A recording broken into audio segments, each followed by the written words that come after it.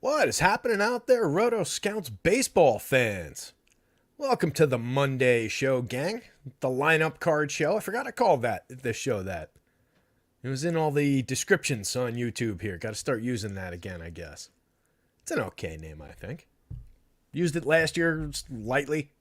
Don't remember talking about it all that much, but it was in every YouTube description. So, welcome to the lineup card live show, brought to you by rotoscouts.com. In affiliation with our pals over at acemind.io, whose sims I still have to figure out for MLB. Got to get in there. I tried to run one the other day, and I think my upload just didn't have nearly enough information in it.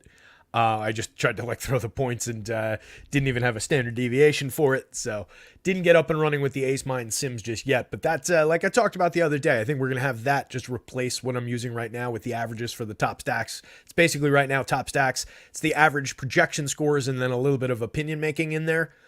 Which I think I'm doing or I know I'm doing, which I think is necessary to offset just like the trajectory of those raw averages like I've talked about. But I think the best way to do that tool is just to get some actual sim results in there. But just haven't had a chance to sit down with the AceMind sim tools yet. But they are live up on acemind.io for MLB. We've got the rest of the NBA season. You still have the tools up there. They've got MMA. They've got all sorts of stuff. And we're still running our promo with those guys. So if you're looking for sim tools, looking for a new optimizer, very affordable for one, shockingly responsive customer support over there, and they're a partner of ours, and we talk about them a lot. What we used for NBA all season long. If you use promo code ROTOSCOUTS over there, you get 20% off your first month, in addition to the 3 free days that they'll give you as a trial just out of the gate. So that's pretty cool. Not to start the show with a promo. That's a weird tack for this show. Never done that before. We just kind of started talking about AceMind and remembered we had the promo going with them, so I figured, what the hell.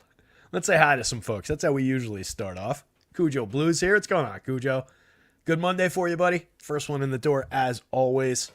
Love seeing that.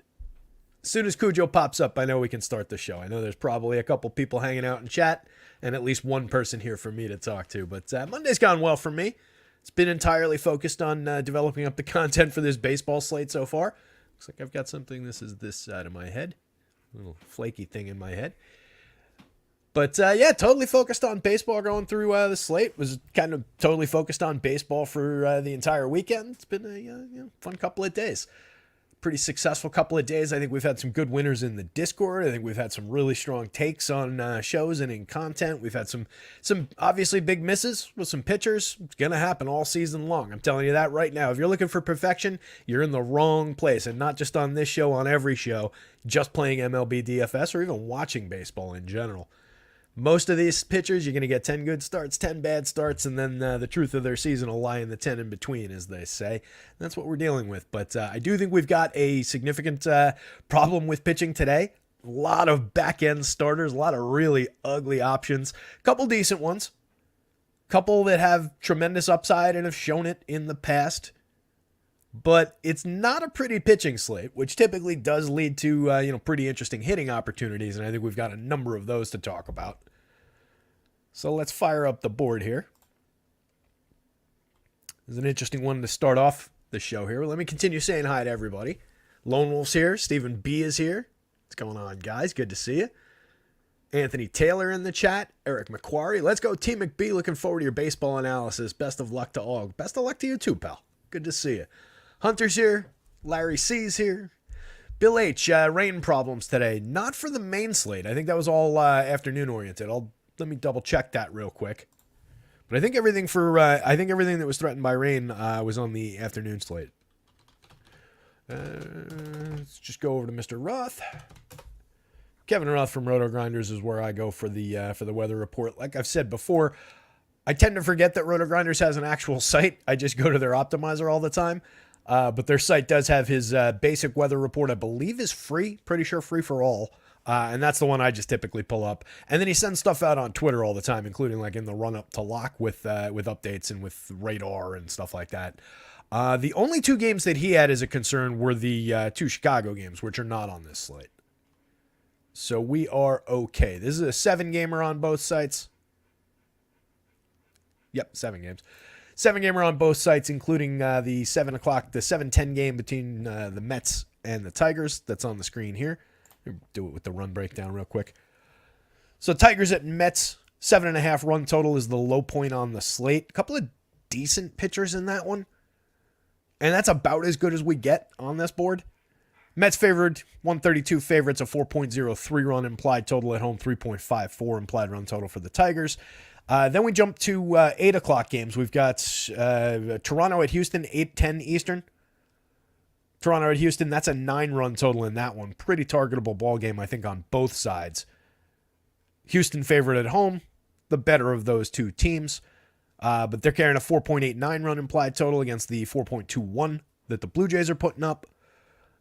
Then we drop again time-wise. So it's going to be a long slate tonight. Buckle up for, if you're starting at 7:10 and like checking scores like, still in basketball mode, you could have a long wait for your lineup to do anything at all, because we go 7:10, one game, 8:10, one game, and then it's a wait till 9:40 for the remaining games. There's 5 games starting 9:40 or later. So West Coast slate for sure here. Cleveland at Seattle, 9:40 start time, 8-run total in that one. You can see it's pretty even, -108, -100 when I put the sheet together. 4.08 run implied total for the Guardians, 4.0 run implied total for the Mariners. Cards at the Padres, also an even game, 106, 102. Both teams on the giving money side, rather. 4.06 implied total for the Cards, 4.02 for the Pods. Pitchers parked there. Interesting game, though. I like the Cardinals offense stacking up against the pitchers for the Padres. We'll get into it. 8-run total in that one. Also an 8-run total between the Red Sox and the Athletics. Red Sox favored on the road. 4.41 run implied total to a 3.69 for Oakland. And I like Tanner Houck in this spot. He's not like a primetime option. We'll talk about him in just a little bit. But like strikeouts-wise, he's not one who typically goes out there and lights it up, but he's very good at checking power. He's very good at checking home run upside. He's pitching in the Coliseum today, so I like the upside for Tanner Houck.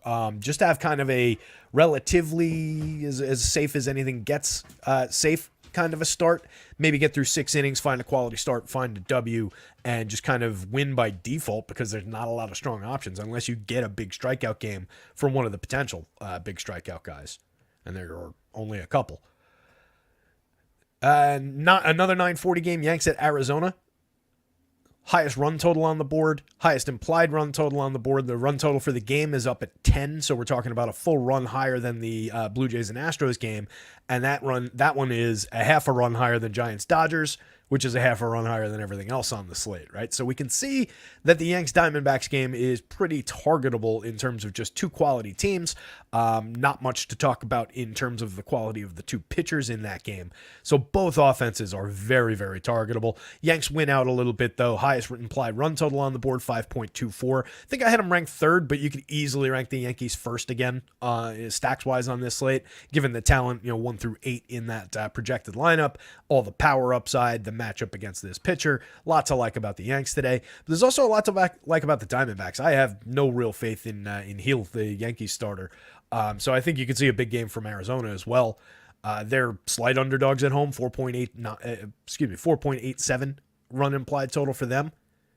The only other team above 5 is the Dodgers, 5.04. I've got them as the top-ranked team. You could flip them. The Yanks, 1, 2, 1, 2, 3, 1, 3. I forget who's in the second spot. Maybe the Cards. But there's a lot of upside for the Dodgers. I love the spot against Keaton Wynn. I think they can absolutely smash this spot. Giants come in as big underdogs, 3.57 run implied total for them, going up against James Paxton, who I think is one of our top pitching options on this slate. We'll get to it. But that's how ugly we're dealing with. But just time-wise, it's going to be very fun starting at 7 and then waiting for 5 games that all start after 9:40.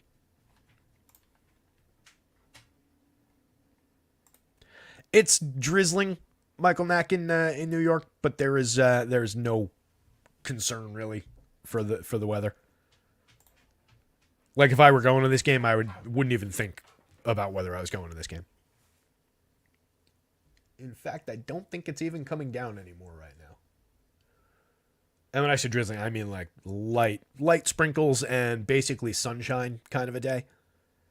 So really no weather concerns. I mean, there could be more coming, but Roth didn't seem to care. It is a cooler day than it's been over the last couple. It's like 45 degrees today. It's been in the 60s the last couple of days. So you might see a little bit of a ding, and we do see it in that run total, not necessarily because of the weather, but at 7.5, this game's not like loaded up for offense. Too low implied totals. Bill H says drizzling in Philly. Yeah, that's your weather's headed our way. Our weather was what you had a couple hours ago.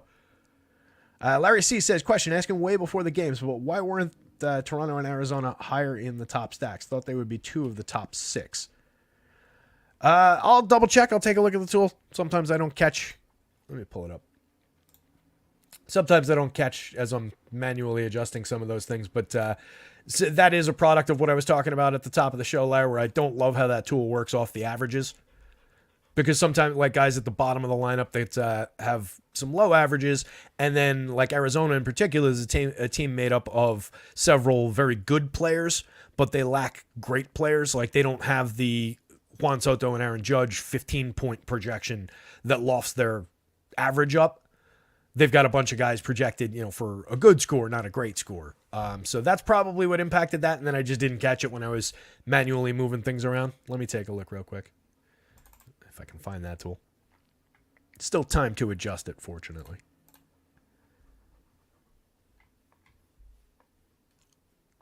Toronto should definitely go up. Yeah, I appreciate that, Larry. Let me...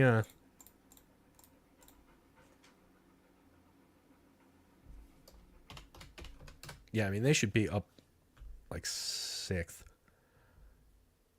I like that. I think 6th is the appropriate spot for them. For both those, like 6, 7. I think Arizona was about right.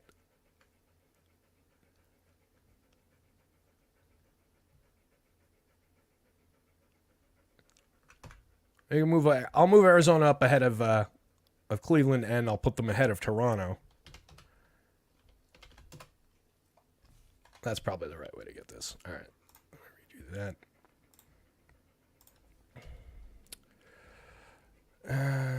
Now I need to... This is a fun way to do the show. I'm sure everybody is thrilled watching me make these adjustments. Bear with me just 1 second. Let me just correct the DraftKings side of this.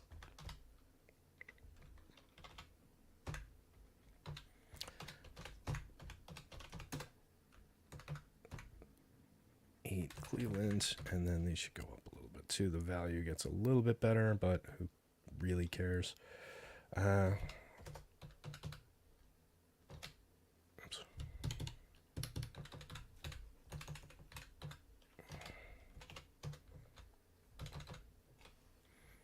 This is why I don't like how this tool's functioning, really. Like I said, it's just, it requires me to sit here and just kind of move these numbers around a little bit, but then that skews the value numbers, and I've got to like artificially adjust them a little bit. But it is important to have these teams in the right spots. But as I was saying, as I'm re-ranking this thing, I do think it makes sense to have Arizona, Toronto behind the Dodgers, the Astros, the Yankees, the Red Sox, and the Cards in this spot. I like all of those teams better. So this needs to go to...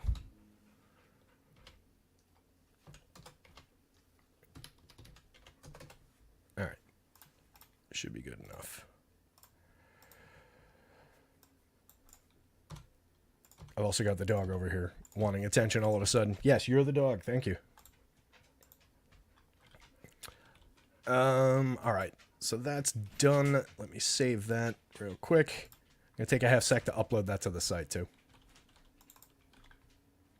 Good call, Larry. I appreciate that note, buddy. Anytime, you guys, anytime I'm juggling a whole bunch of different things that I got to get updated and everything over here. So anytime you see these things pop up where you get a question like that, please do call it out. Please do ask me. Because stuff like that is easy for me to miss as I'm just, copy pasting stuff across into what I take off the sheet and then what goes up for the rankings board. And I did not miss that those needed adjusting in terms of where those average out. And I'll show you why that is the case in just a sec. We've talked about it before, and I just referred to it where, like, how well the some guys in some of these lineups project versus, like, a lineup that has good, not great in it. And then these guys just go across. All right. Thrilling beginning to the show. Everybody thank Larry C for the thrilling, fun, exciting beginning to the show. Drop Third Strike says, howdy, Tara. As a big Rangers fan, I'm happy your Yanks could sweep the Astros to keep their home losing streak alive. Yeah, that was a hell of a start to the season for my Yankees, man. 4-game sweep against the Astros in Houston. Not bad at all. And it is just an absolute joy watching Juan Soto hitting every game. My God. Like I've talked about, I've been calling for it for years. Those who've been watching me, since back in the Awesemo days, have heard me calling for Juan Soto to be a Yankee for years. Now we just got to get him re-signed. There was never a question in my mind that they had to re-sign him, but he's already earning his keep. He has just been tremendous. But if you just want to watch somebody put on a clinic as like the right way to hit and just an amazing approach at the plate, like look no further than that, dude. He's so much fun to watch. All right, this just needs the table update. Last quick little thing I got to update in the background here. We're almost there. Promise. Just got to put this up on the site now. Stack rankings upload. It's also just like so many files because I don't upload like directly from the model to the site. You got to create a special little file to upload into the table press that then becomes the little table on the website.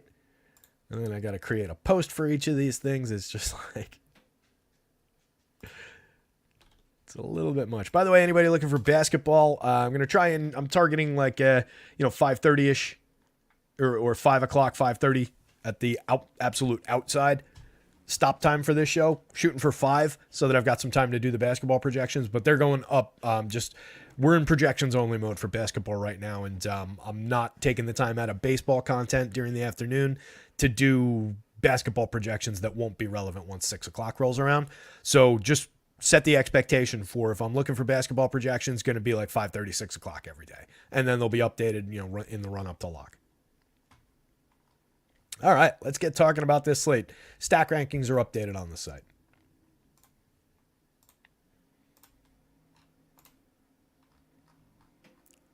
I'm going to even go one further. I'm going to quote tweet my old tweet. Updated, corrected rankings.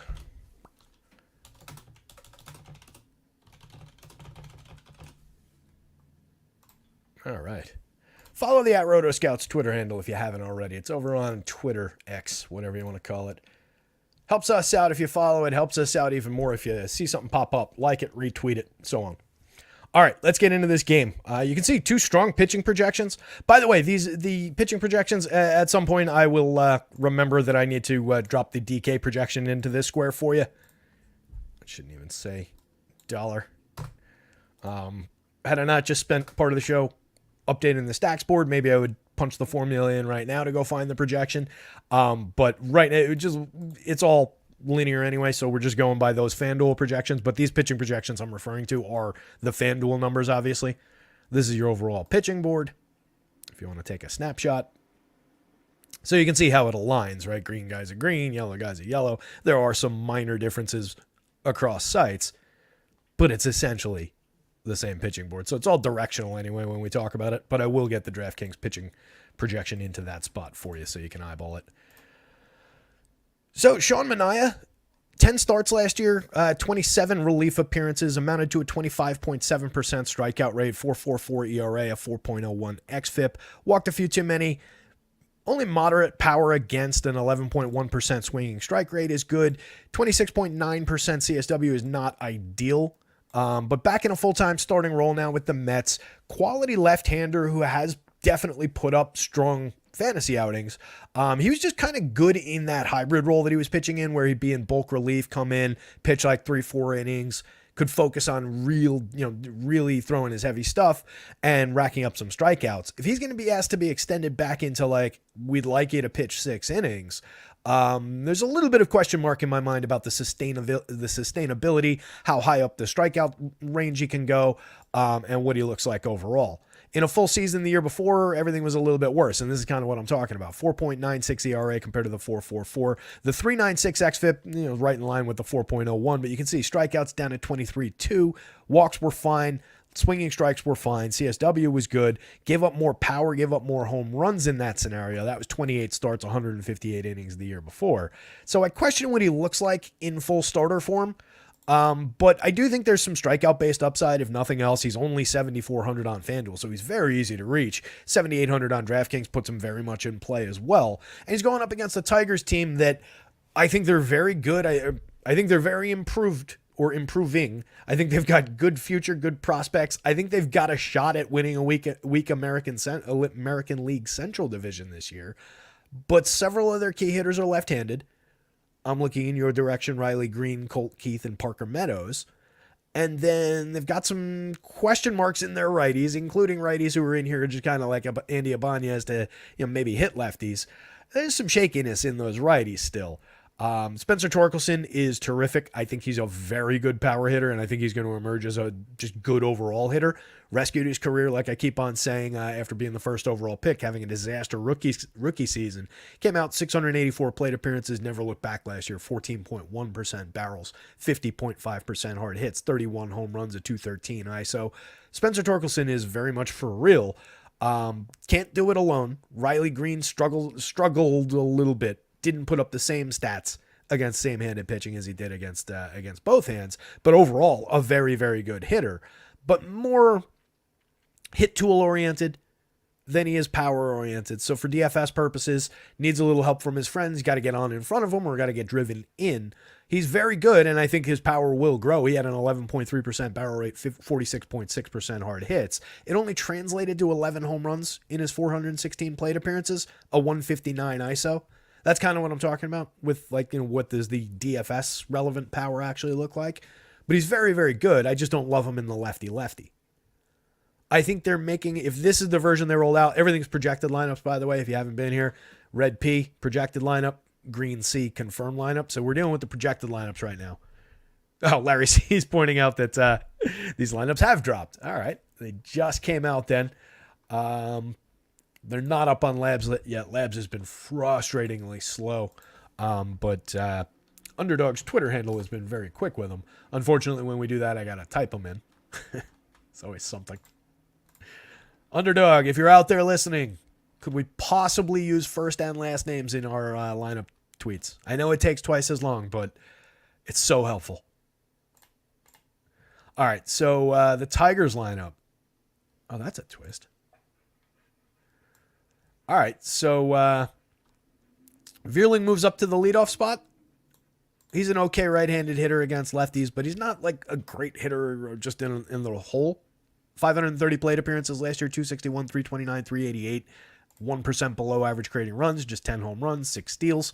But he's a little bit better than Andy Ibanez, who does now slide down. He stays up at the top of the lineup, just slides down to the second spot. So they're going Vierling, Ibanez, Torkelson at the top, which it's funny because I was about to say I think Ibanez at the top instead of this other guy is kind of a mistake in this lineup configuration, and then they went and moved Matt Vierling up, but Matt Vierling wasn't the guy I was talking about.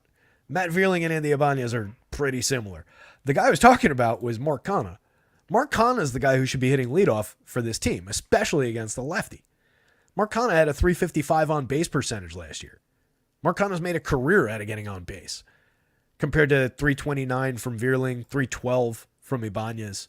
Ibanez's splits are in the article. Article's up on the site, by the way, full strategy breakdown, all the stuff we're going to talk about in written form, up on the site if you're a reader or if you just want to skip ahead as I'm rambling on and on about these games.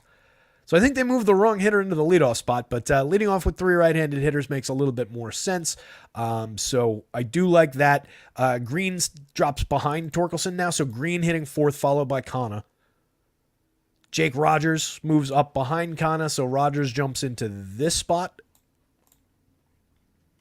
God damn it. All right. If I do it this way, take the projected one, and then I'll just move the guys around, maybe. It's got to be quicker than typing, man.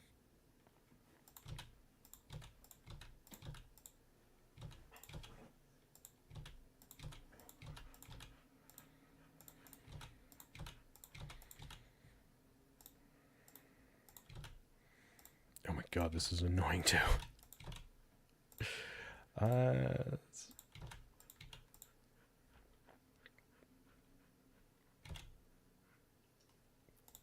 Connor. Rogers, I guess Keith not in the lineup, so they went with Gio Urshela instead of Colt Keith, because that's always a good decision to play Gio Urshela. Ah, boy, this team needs a better manager. All right, so it's Rogers and no Colt Keith, so we don't worry about that spot. Then this spot is now, I hope he's just Gio.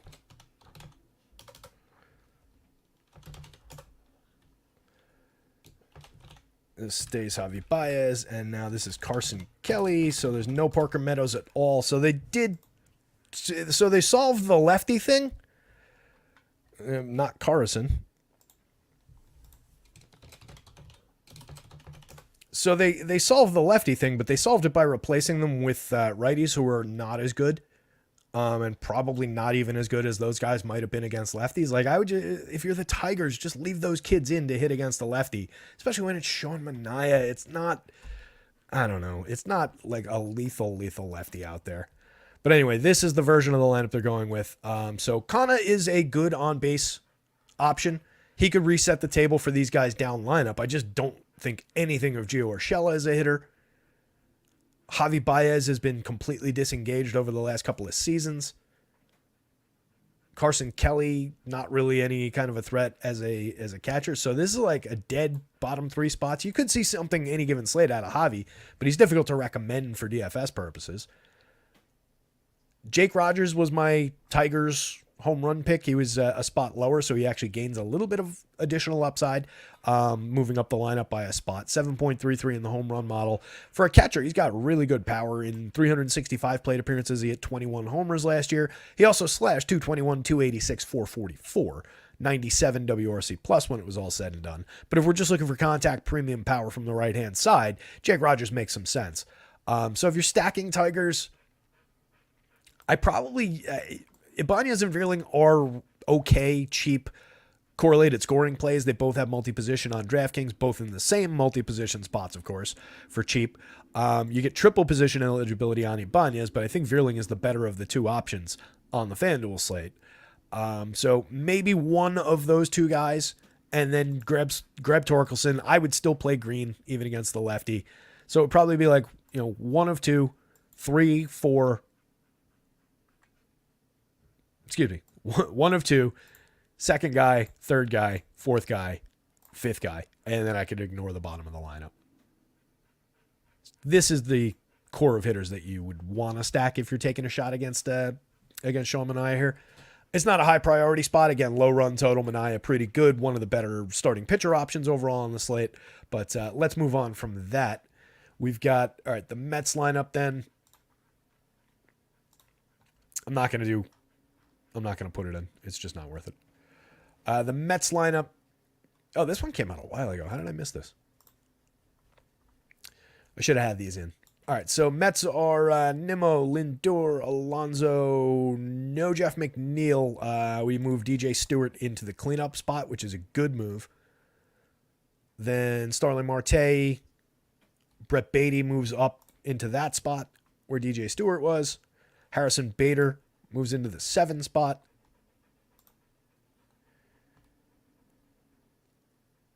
Oh, I screwed that up. Sorry. Stewart moves into the 5th spot. It's Alvarez. So Alvarez moves into the cleanup spot, which is an even better move. Stewart,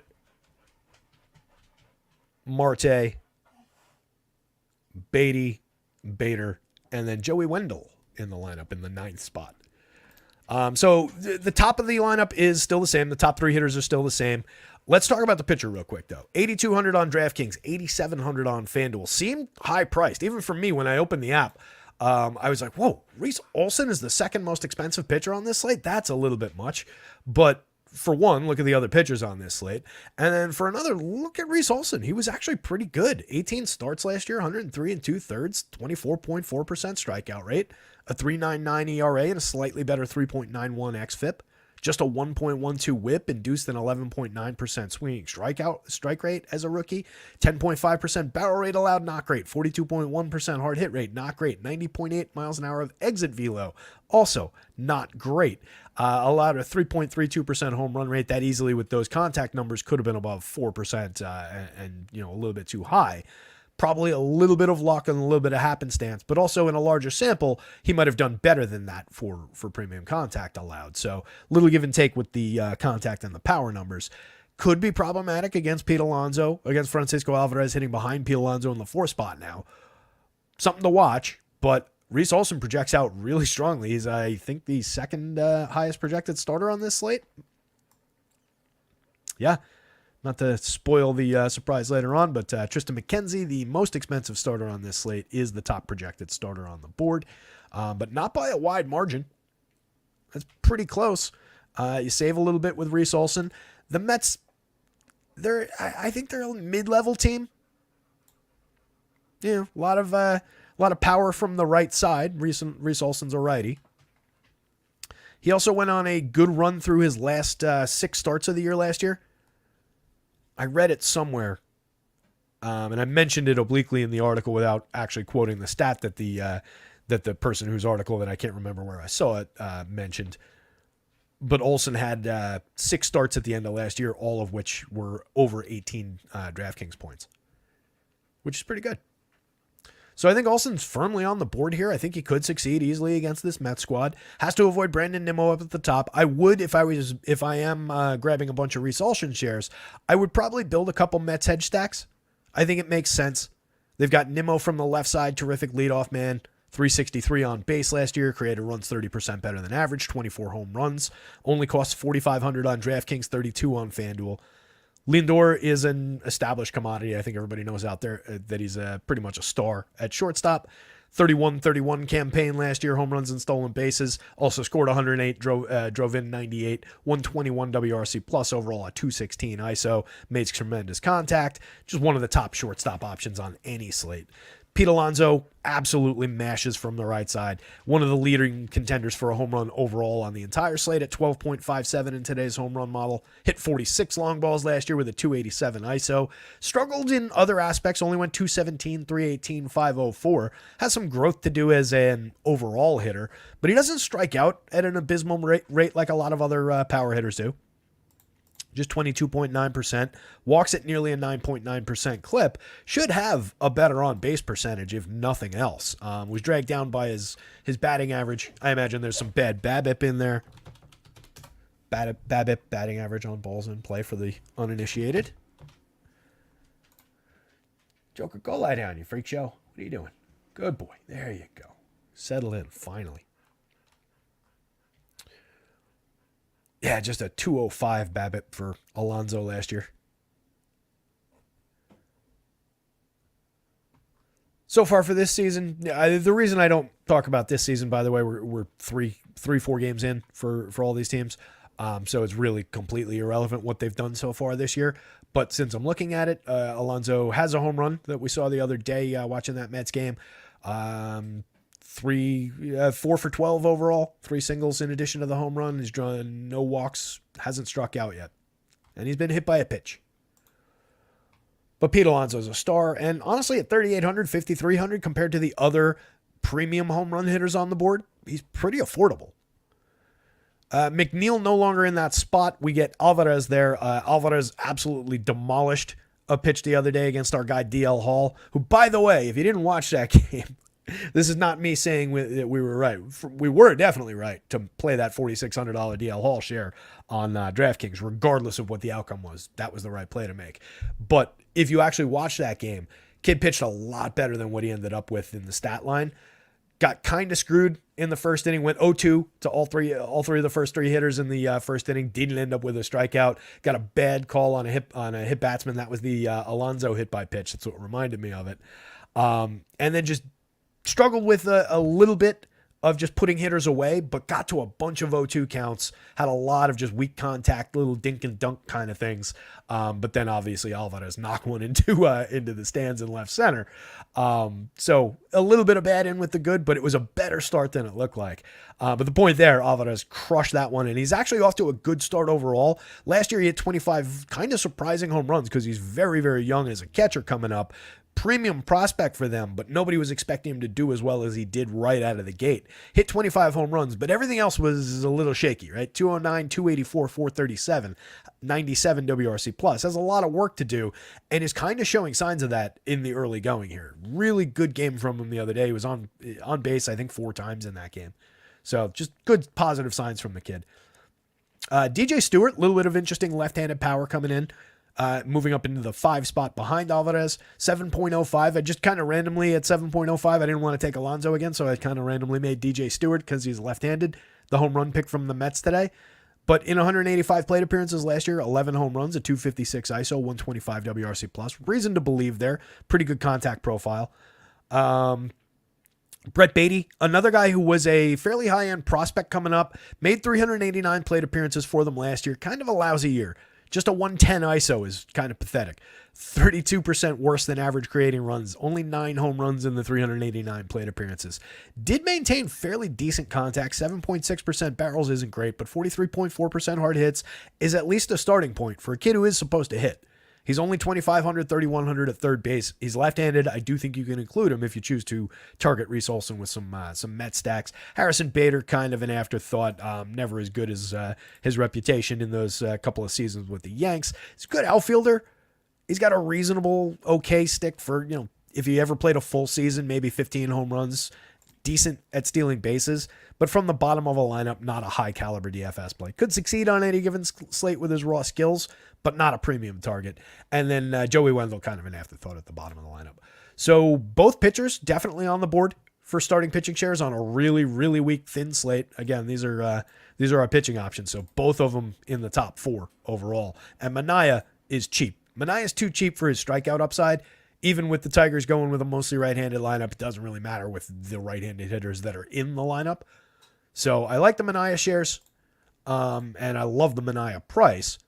And then Reese Olson, I do think, oddly, does warrant that second highest projection on this slate for 87, 82, discounted in comparison to Tristan McKenzie, if nothing else. Not a great matchup, but not a high-danger matchup either. The Mets, middle of the road. And then stacking-wise, I do think you can moderately stack the Tigers. Just, again, focus on, this core of guys, and then you bolt on one of these two. I don't like anything at the bottom of the lineup for the Tigers. Mets, especially with that new configuration of the lineup, I do think top 7 stackable. So, and if Reese Olson gets popular, I think taking a contrarian Mets approach could be kind of interesting. Blue Jays and the Astros, I'm hoping that we don't have lineups that are completely different for this game already. I'm trying to keep up with lineups. God damn it, we just got the Astros lineup as I was saying that. Astros, they're usually the standard config, though. Altuve, Alvarez, Tucker, Bregman, Diaz moves up to the 5 spot. Abreu, McCormick. So slight change, Jeremy Pena, and I assume Jake Myers. Yep. Underdog is very clever with these baseball lineups. They have it set up so that you have to click on their tweet to get the 9th hitter. 8 guys on the screen in the standard config, and then you got to click for the 9th man. It's clever on their part, annoying for the rest of us. Just get rid of the blank space, Underdog. You could give us the full lineup in one shot. Just saying, first names, last names, full tweet, full lineup in one tweet. Just make it easier. Neither pitcher in this one. Ronel Blanco. 52 innings last year, 7 starts, 23% strikeout rate, but a 12.4% walk rate, a 4.50 ERA, 5.12 xFIP, 1.48 WHIP. Did have a 15.7% swinging strike rate, which is very, very, very good, but 26.7% CSW in conjunction with that is completely awful. A 12.4% walk rate is completely awful. So if I'm just taking a stab at what Ronel Blanco needs to do to become a better pitcher, it's harness any form of control and command. Just doesn't have it. 1.48 whip is just really, it's unsustainable. And then when he was throwing in the strike zone, he was giving up way too much power and premium contact. 5.31% home run rate and 11.8% barrel rate. Targetable pitcher. I would not roster him, even at 6,500. Very, very thin path to success here against the Blue Jays. On the Toronto side, Bowden Francis made 0 starts last year. A handful of relief appearances, amounted to 36 and a third. 25.7% strikeout rate was quite good. 5.9% walk rate was good. Did give up premium contact. Did give up power. 3.68% home run rate. We're under the 4.0 threshold that I consider to be the line between good and bad, but I mean, that's only a few home runs difference. And what concerns me is the 10.9% barrels on a home run trajectory with 41.3 of them percent hard hits, and right on the line at that 90 mile an hour magic exit velocity average that I look for. Did have a 1.73 ERA in that small sample, all in relief, but a 4.17 xFIP is probably a lot more honest. Only a 10.2% swinging strike rate, 27.5% CSW, and he's going up against the Astros, one of the best overall lineups in baseball. I just don't like the spot. Could he succeed? Maybe. You know, we saw a little bit of success from middling pitchers from the Yankees, so maybe. But I really don't see much beyond where we're projected at. And 6,800, 7,000, he could be a little bit cheaper, honestly. So I think we're just talking bats in this one. On the Blue Jays side, they're a little bit top heavy. Actually, if we're being honest with each other, they're a lot top heavy. It's really these 5 guys. And if you need a catcher, you can throw Alejandro Kirk into that mix. Kirk hit 8 home runs, created runs 4% worse than average, just a 108 ISO in his 422 plate appearances last year. It's playable, but not overly strong as a catcher. 3,600, 2,700. He does help average down the salaries of the rest of the stack, so you get that out of him. The final 3 hitters, Kevin Biggio is just shockingly inconsistent. Fairly high strikeout. Does have a little bit of power. Does have a little bit of speed, but has never really put things together to become the player that at one point back in time people thought he might be. So he's the most playable out of the bottom 3, but he's not all that strong an option. 2,800, 3,000 across sites. Does have dual position eligibility, second base, first base on the FanDuel slate. You get IKF with triple position eligibility. At least there's some flexibility and cheap pricing for them. But don't really like either of these 2 guys in terms of their bats. IKF I don't like at all. He's here mostly for defense in like a utility role. They have a up-and-coming third baseman who will win that job away from him fairly soon. IKF not long for the majors at this point. Well, he'll find another job, but probably not long for a regular role with Toronto. And then Kevin Kiermaier, regular role, starting center fielder for them, but just here for defense. That's the nature of Kevin Kiermaier's game. Dalton Varsho had a down season last year. Still managed to get to 20 home runs, 16 stolen bases. Same stolen base total as the year before, but lost 7 home runs, lost some of his quality, and his ISO dropped from 207 to 169, went from a 106 WRC plus with Arizona down to a 14% worse than average 86 WRC plus with Toronto in his first year. A little bit of a bounce back candidate. At the very least, he's left-handed going up against the right-handed Ronel Blanco, who gave up a lot of power last year and is totally wild. The good news to get things started, and the thing that might float some of these guys from the bottom DFS-wise, if you are stacking them, is all the guys at the top are low strikeout options, and at least 3 of them can draw a walk, and then the third one is Bo Bichette, or the fourth one rather is Bo Bichette. So reasonably good top end. George Springer, 21-20 last year in a down season. Only a 147 ISO, still created runs 4% better than average. 5,000, 3,500 is at worst affordable for George Springer. Vladdy Guerrero, 5,500, 3,700, priced down slightly for his quote unquote struggles last year. Vladdy only hit 26 home runs last year. Had a big dip in his ISO down to 179. Still created runs 18% better than average. It just wasn't the superstar that we're expecting Vladdy Guerrero to be every year. Still a 14.7% strikeout rate, 9.8% walks. Both numbers very, very strong. Still had a very good contact profile. Almost matched exactly, like I featured the other day, his contact profile from the year before. just lost some of the power, lost some of the home runs, a little bit of happenstance baked into that.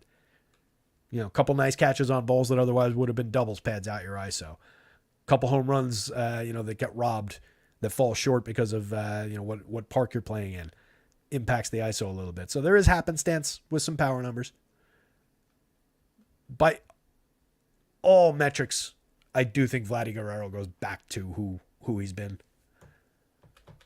And looks like a strong option on this slate. Shortstop, Bo Bichette, held up very strongly in his triple slash last year. Created runs 25% better than average, 20 home runs, 5 steals. A very high-end shortstop on any slate. Justin Turner still positionally blocked on DraftKings with Vladdy Guerrero, which sucks. $4,500 is a great price for him over there, but he's not a better option than Vladdy Guerrero on any given slate. He does have still, mid-20s kind of power. 22, 25 home runs. He hit 23 last year. Still a great eye at the plate. 345 on base last year. Great bat to ball skills. 276 average. Created runs 14% better than average. A 179 ISO. Hitting fourth over the first few games for this team in the cleanup role. So a great spot in the lineup. It just sucks you can't play him and Vladdy on DraftKings together. First and third base eligible for $2,800 on FanDuel makes him very appealing over there. On the Astros side of things, it's a deeper lineup. I don't love Jeremy Pena and Jake Myers at the bottom of the lineup. Jose Abreu has struggled tremendously, but still has major power upside on any given slate, particularly against the Bowden Francises of the world. So it's more a 1 through 7 kind of a lineup, and I think you can get away with playing Jeremy Pena and Jake Myers a little bit more than the Kiermaier, IKF, Kevin Biggio set. So it runs deeper for sure, and I think it peaks higher for Houston as well. Jose Altuve, superstar second baseman for the last, 10, 12 years. 311, 393, 522 last year. Still a 211 ISO. Still created runs 54% better than average. Hit 17, stole 14. And upside for more in a full season. That was only 410 plate appearances. Altuve is a 25 home run guy. Or, mid-20s home runs guy, let's say. He's a mid-20s stolen base guy. He's a star. $5,300 is the right price for him on DraftKings. $3,800 on FanDuel. You could argue that he should be a $4,000 play on FanDuel. Jordan Alvarez, home run pick of the day at 13.10, one of the highest numbers in the home run model overall. An absolute superstar. 293, 407, 583 last year, a 290 ISO, 31 home runs, combines with Kyle Tucker for 2 of the best hit left-handed bats in baseball. They hit 60 home runs combined last year. Tucker added 30 stolen bases, a 284, 369, 517 triple slash. If you can afford them together and on FanDuel, you definitely can. Tucker only 3,600, way too cheap on FanDuel. He's a $4,000 player. 5,500 on DraftKings. Getting better. Also just a 13.6% strikeout rate, 11.9% walks. Look at the walk and strikeout rates for the top 4 hitters in this lineup. Alex Bregman being the 4th man in that. He's only 4,800 on DraftKings today at third base. 3,300 on FanDuel. Alex Bregman's not done by a long shot. Guy's playing for a new contract coming into his age 30 season. 25 home runs last year. Just a 178 ISO, definite dip in his power output last year, but still a 125 WRC plus, a respectable triple slash with a fantastic on base percentage. Very few strikeouts to speak of, whole ton of walks. He'll be able to do this until he's 40. Could end up on like a Justin Turner kind of a trajectory, but it was never the average hitter that Turner was. But Alex Bregman still totally believe, and I love the pricing on him at third base in this matchup. This is where it got a little bit different. It went, if I remember what I said before, they shuffled it up to Diaz hitting 5th, Abreu, and then McCormick. So McCormick, I liked him better hitting 5th, but I think you can definitely still get there. 4,200, 3,000 across sites. Plenty of premium contact, 11.1% barrels last year. A little minor breakout last year in his 457 plate appearances. Very good triple slash, including the on base. 22 home runs, 19 steals. Excellent option, even hitting 7th. Jainer Diaz, a standout catcher option potentially. 377 plate appearances last year. He had 23 home runs, /282, 308, 538, 256 ISO, creator runs 27% better than average. Just kind of an unfair guy to add to this team, replacing Martin Maldonado, who traditionally hit 9th, struck out most of the time, hit 210, had his odd 15 home runs. This is a different animal at catcher, and he only cost 3,300 in this lineup today. 2,700 where you don't need catchers. I would play him on FanDuel, and I think he is absolutely a target on the DraftKings slate. And honestly, he's a great one-off target for catcher on DraftKings at 3,300. Hitting 5th, that's a killer spot. fifth behind all this walk and on base skill. He's hitting fifth behind four guys that average a 383 on base percentage last year. Jainer Diaz is an absolute smash as a one-off catcher or in stacks today. Jose Abreu is dead for a large part of last year, dead for the second half of 2022, and somewhat came back to life if we're going for a Easter theme the day after Easter. Somewhat came back to life down the stretch last year, ended up with 18 home runs. Everything else about his line is fairly abysmal. Had a very strong playoffs.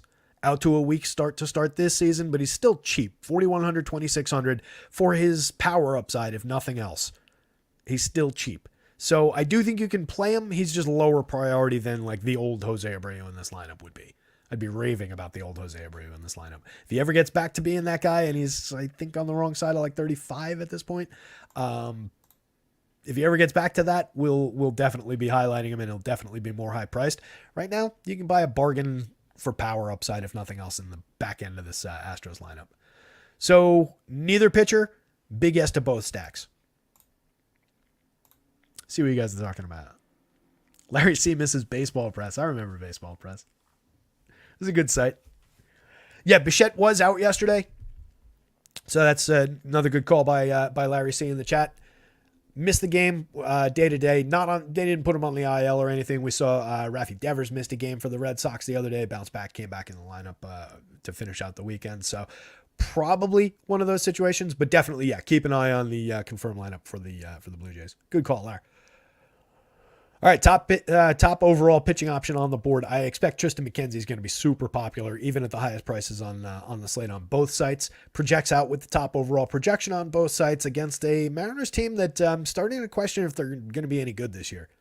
Not because of just the 4 games, but the more I look at this lineup, the less I really like it. Like, Julio is an absolute star. 3,700 is arguably a couple $100 cheap on FanDuel. 6,000 is probably correct on DraftKings, the way that DraftKings prices things. I would argue for a little bit more fair price, let people buy little shares of everything. But for the game, for the competitive nature of it, I think 6,000 is probably about right for a star like Julio. He hit 32 home runs, stole 37 bases last year. Everything else in the lineup is a question mark at best. So it's not really a killer team built around Julio. It was just kind of over the weekend that I was looking at these guys, and I was like, really, why do I have expectations for a group that includes Mitch Garver, Cal Raleigh, Mitch Haniger, Ty France, Luke Raley, Luis Urias in this configuration of the lineup? Like, look at all those strikeouts in that yellow column in the middle there. It's a lot of strikeouts on board for Dr. Sticks here tonight. It's an average strikeout rate of 24.7%, helped by J.P. Crawford, one of 2 guys with Ty France, under 20%. Crawford's got a little power at the shortstop spot. He hit 19 home runs last year. Just a 172 ISO, 134 WRC plus. Very strong on base skills. Walks a lot in addition to not striking out a ton. Sets the table nicely for Julio. So I think these two as a combo are the best 1-2 in this lineup. I like Jorge Polanco, but I like the old Jorge Polanco. This Jorge Polanco, I'm not totally sure what we're getting yet. He's been way too injured over the last couple of seasons, but he's been a very good power hitting middle infielder. He's second base at 2,900 on FanDuel. He's 4,300 with third base eligibility on DraftKings in addition to second base. He did make 343 plate appearances last year for the Twins, hit 14 home runs, stole 4 bases, created runs 18% better than average, 199 ISO. I was a buyer on Polanco in fantasy drafts, like later rounds fantasy drafts. I think he's got upside in this lineup, but he's never been shy about striking out. He does draw walks, so he has a okay on base percentage most of the time.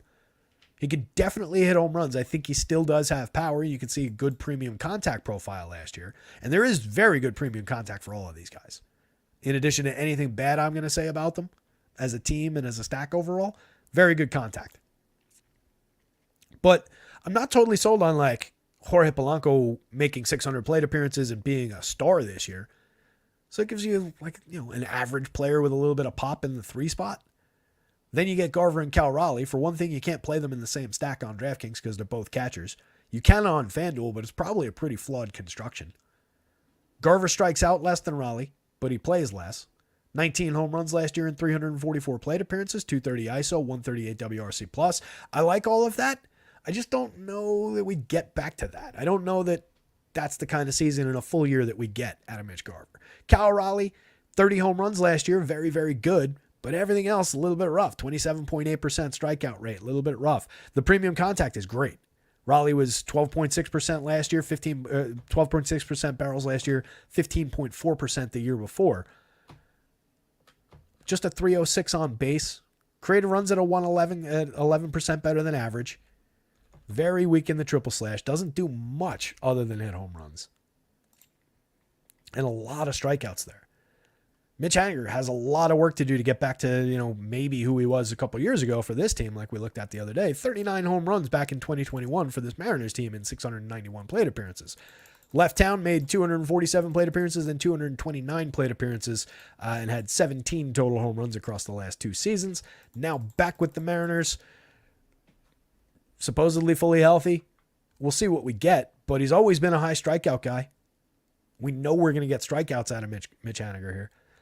He went 209, 266, 365, created runs 27% worse than average in a small quarter of a season last year, or third of a season. I respect the bounce back upside for Mitch Haniger. I do think that this lineup is going to be one that you'll get days where they do look like a good stack against a worse pitcher with big home run upside from some of these guys. But they're going to be a strikeout target all year long. And I think there's going to be a lot of pretty decent DFS scores against them. Ty France is a good overall hitter, but dropped to 250, 337, 366 last year. Just a 116 ISO, doesn't hit for any kind of power, 104 WRC plus. What he does well is avoid strikeouts. If they didn't have these two guys, this average would be even higher than the 25%. Luke Raley, Luis Urias, kind of afterthoughts at the bottom of the lineup. So all of that was kind of, one, to talk about the Seattle stack, of course, but 2, to highlight the matchup for Tristan McKenzie today. I think he's in a really good spot here. I think he's got very good strikeout upside. I worry a little bit about the depth of start. He only made 4 starts through 16 innings last year. He was hurt. The year before, 191 and a third, made 30 starts. 25.6% strikeout rate, pretty good. 5.9% walk rate, very good. 2.96 ERA, excellent. 377 xFIP, probably the more honest number, but still very strong. Full run higher, or not a full run, but on the way to a full run higher. 0.8 of a run higher than his ERA. But definitely a very, very good 2022 from McKenzie. Just a 0.95 whip is spectacular. A 13% swinging strike rate is excellent. Did give up some premium contact, which I do sweat a little bit against the home run hitters in this lineup. But as long as he dances his way through the power, manages to get through J.P. Crawford and Julio at the top of the lineup 3 times, I think we're geared up for a pretty good start here from McKenzie. So I think at worst, he kind of earns that top spot. I think he earns the popularity. I think you roster him right alongside the field at pretty aggressive numbers. Emerson Hancock. Hancock's getting this start because Brian Wu is hurt. Wu, in like the last game camp, came up with soreness in, I want to say, his elbow, arm soreness. Let's put it that way. Non-structural, just, workload related arm soreness, but he's getting a couple weeks off to recoup. Right now we're getting Emerson Hancock. Hancock made 3 starts in the show last year through 12 innings, 12.2% strikeout rate, 4.50 ERA with a 5.07 xFIP. Wasn't bad in terms of premium contact, just 2.5% barrels is great. 84.5 miles an hour of exit velo, great. 2.04% home run rate, not bad.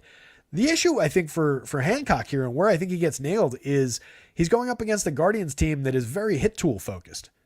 So it's just kind of bad setup for him to succeed.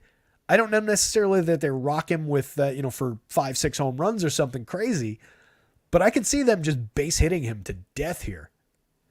Since he's not a high strikeout guy, and his numbers, I think I put his minor league stuff in the article to pad out the discussion. He pitched, he was promoted to the show for that cup of coffee directly from Double-A.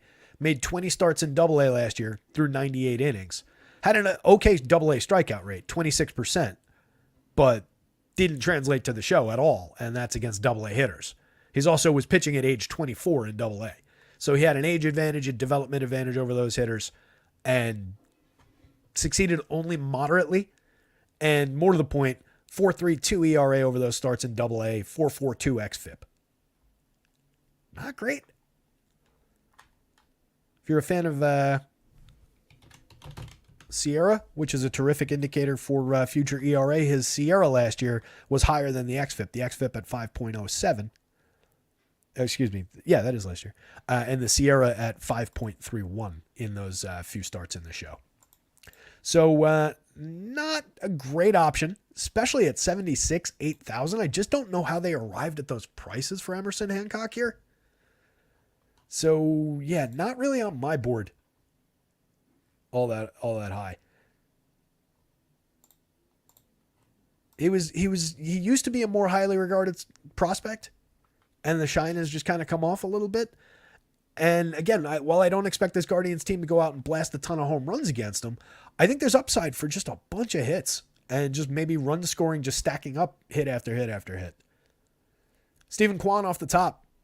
That's what he does professionally. He does not strike out. He walks a little bit, and he gets himself to first base ahead of Andres Jimenez, ahead of Jose Ramirez, ahead of Josh Naylor. 3 pretty good hitters. 2 of them with pretty decent power. Well, 2 of them with middling power, and then 1 of them with excellent power. Let's do it that way. Some good stolen base upside to pad out stats for the Guardians. Jose Ramirez led this team with 24 home runs last year. Josh Naylor, for as good as he was, 308, 354, 489, finished with a 181 ISO and only 17 home runs in 495 plate appearances. They didn't have anybody, even Jose Ramirez, to crack a 10% barrel rate last year. Ramirez didn't have a 10% barrel rate the year before. Puts everything in play, 10.6% walks, 10.6% strikeouts.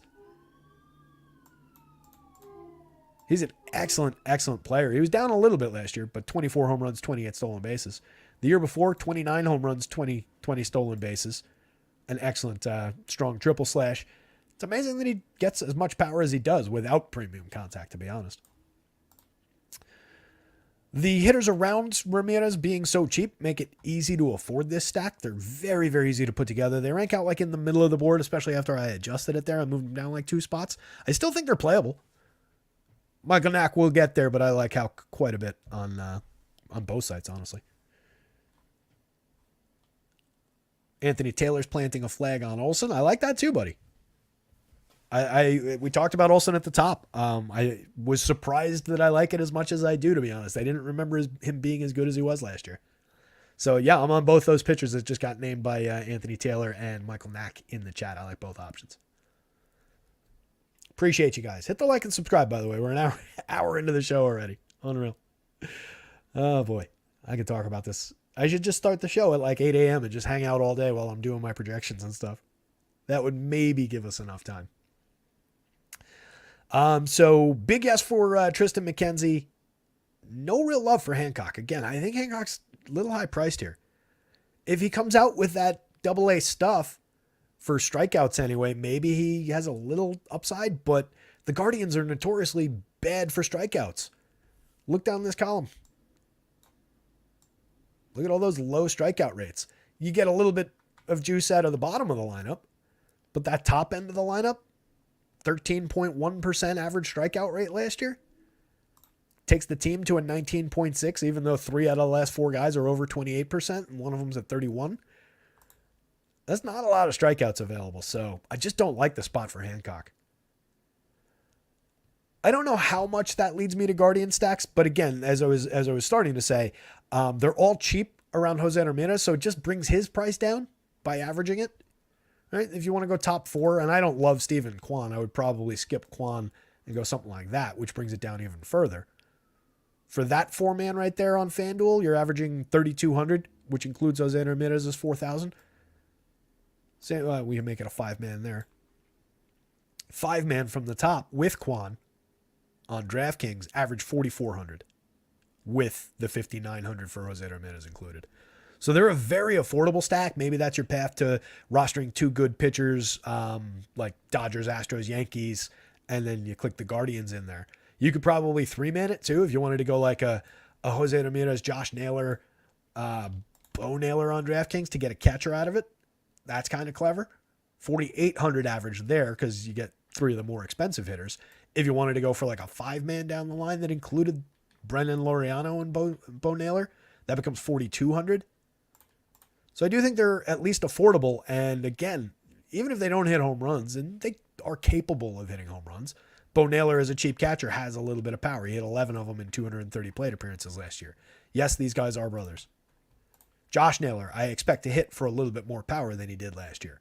Ramon Laureano has been a 15-20 type for several seasons.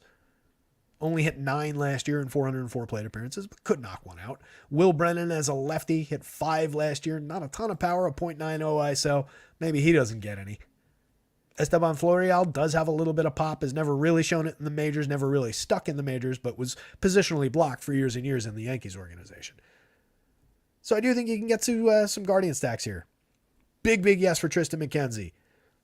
Reasonable yes as a value stacking option for the Guardians. You can play the Mariners, but I really don't love it outside of Julio and like his immediate counterparts. But they're affordable, if nothing else. They're kind of similar, except more home run upside on this side, more hit-based upside on that side. Mariners are playable, but not a priority for me, and no real Emerson Hancock.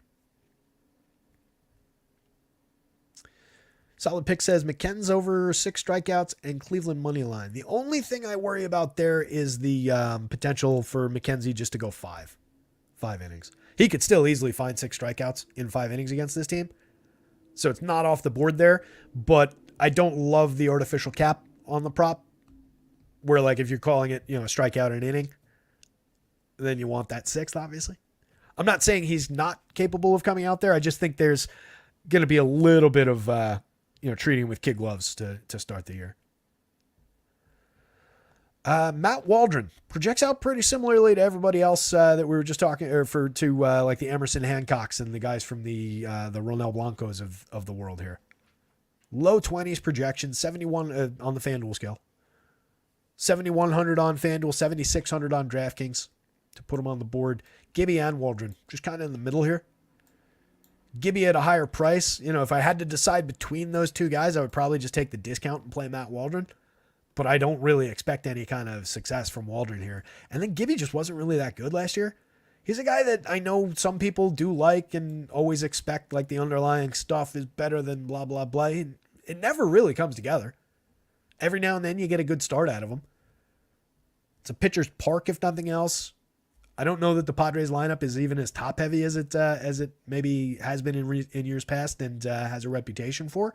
I kind of like Graham Pauley, Jackson Merrill, and Luis Campusano to fill it out down the bottom. I don't love this spot for Gibby. At 8,400, I definitely don't like it on FanDuel. I think he's a moderately playable option at 79 on DraftKings. But if I'm looking for him as like an SP2, I just want somebody cheaper.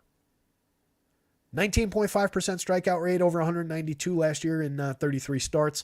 4.73 ERA, a 4.13 xFIP. It's fine. It's okay. You can be a successful major league starter at that level if his ERA was around the xFIP. It's not great. 1.32 whip, very hittable. Didn't give up a ton of power because he's okay at keeping launch angle down, keeping the ball on the ground. So it doesn't make me go running off for San Diego stacks because of that. 7.6% barrels, 8.3 degree average launch last year. Did allow 44.5% hard hits, so maybe we're dealing with some doubles upside. But only 2.85% home runs. The year before, I started saying that before I was totally sure what the years before looked like. I didn't remember. But fortunately, we're pretty similar. 7.5% barrels, a little bit more launch angle, but that on its own doesn't really matter. 37.3% hard hits. He was better the year before last, 3.34% home run rate. His xFIP was a little lower. His strikeout rate was slightly higher. But you can see consistently we're just dealing with about a 20% strikeout rate, about a 6.5% walk rate. It was a little higher this year. The xFIP was up a little. The ERA was down a little that year. The premium contact was down. The power was, the power numbers are about the same. So while I don't necessarily expect Gibson to get obliterated by this Padres team, I don't think we're really lined up for a great DFS start. Definitely not a priority and definitely not at these prices. You saw him again in the middle of the board there, right? Down here for those prices. I'd rather take a shot with Luis Hill as much as I don't really like Hill as a $7,200 option at SP2. I don't know about Joe Boyle against, he does technically project out better, but I don't really love that spot. But he is a little bit of a strikeout dice roll. We're going to get there in a sec. So I probably do like Boyle a little bit better against the Red Sox than Gibby for 79. I like Waldron a little bit better on the other side for a slight discount. You could even argue that for 65, Ronel Blanco, given a little bit of strikeout upside, could be a better option. Doesn't really project all that far off the mark. I just don't really like the Gibson option. And then I think Waldron is a target for bats. St. Louis ranks pretty well in the tools today. We see Brendan Donovan off the top with triple position eligibility on the FanDuel slate for only 26. He's just an outfielder on DraftKings, which kind of sucks. It takes away a little bit of his value in the flexibility and the cheap pricing. Very good on base skills, 371 plate appearances last year, 365 on base percentage, 284, 365, 422 overall, 118 WRC plus before he got hurt. He was showing a little bit more pop last year too, 11 home runs in that moderate sample, 40.6% hard hits, not a lot of barrels, doesn't strike out very much at all, 14.3% strikeouts, draws walks to support that on base. And the best part about Donovan, in addition to the cheap triple position, is he hits ahead of Paul Goldschmidt, Nolan Gorman, and Nolan Arenado. Also Wilson Contreras in that group. Very, very good group of hitters. Goldie and Arenado are, maybe not the ridiculous, crazy good talents that they were before, but I like the chance for both of those guys to get back to 30 this year. Goldie hit 25 home runs, also swiped 11 bases last year, 122 WRC plus. Arenado had a 26 home run season, 193 ISO, 107 WRC plus. And then the lefty power bat at second base wedged in between them. Nolan Gorman, only 4,000 on the DraftKings slate, 3,300 on FanDuel, second and third base eligible on FanDuel. So if you don't want Arenado for some reason, put Gorman at third base and take a good second baseman. But Gorman leads the group, 10.66 in the home run model. But you can see 8.97, 8.60, 10.66, and then a 7.81 in the model. Again, we're looking for 10 as like the magic number. But 8.6 means you still do have a pretty good chance. If you're up the scale that high, that close to 10, you guys can do the math. So Wilson Contreras, pretty good catcher option. He's only 3,800. Competitive for with Jainer Diaz for one-off catcher spots on DraftKings if you go that route. He hit 20 home runs in 495 plate appearances last year, 203 ISO, created runs 27% better than average. Terrific contact profile for a catcher, 12.2% barrels, 46.3% hard hits. Only costs 3,800, 2,600 where you don't need catchers. I'll play Wilson Contreras on the FanDuel slate. Absolutely. I prefer going like that, but in some lineups you can go like that. You could also dip down to the bottom of the lineup. Alec Burleson, a mid-level talent. Had a good year for contact that year. Dipped in his half a season last year. 244, 300, 390. Created runs 11% worse than average. Hit 8 home runs. And the contact profile dipped. But if he can get back to being this level of a hitter, there's upside there. Jordan Walker had a strong year last year. Was very buzzy breaking camp. Nobody talks about him anymore. Or at least I feel like nobody talks about him anymore. He went 276, 342, 445, created runs 16% better than average, hit 16 home runs as a rookie, stole 7 bases in only 465 plate appearances, 42.5% hard hit rate. Fully engaged now, part of the team, regular role, only 4,100 from the right side, 2,600 on FanDuel, easy to get to. Victor Scott is still the dead minimum on both sites.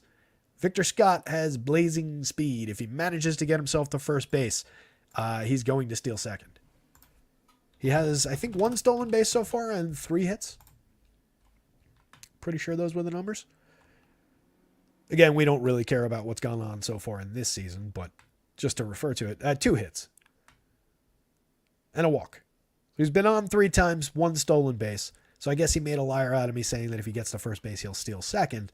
Not every time, but dude stole 94 bases across high A and double A last year, and then made the show at a camp, partly due to injury replacement, but at worst, a cheap dead minimum price wraparound back up to the quality on here. So you could go like on DK, you go 1, 2, 3, 4, 5, like that.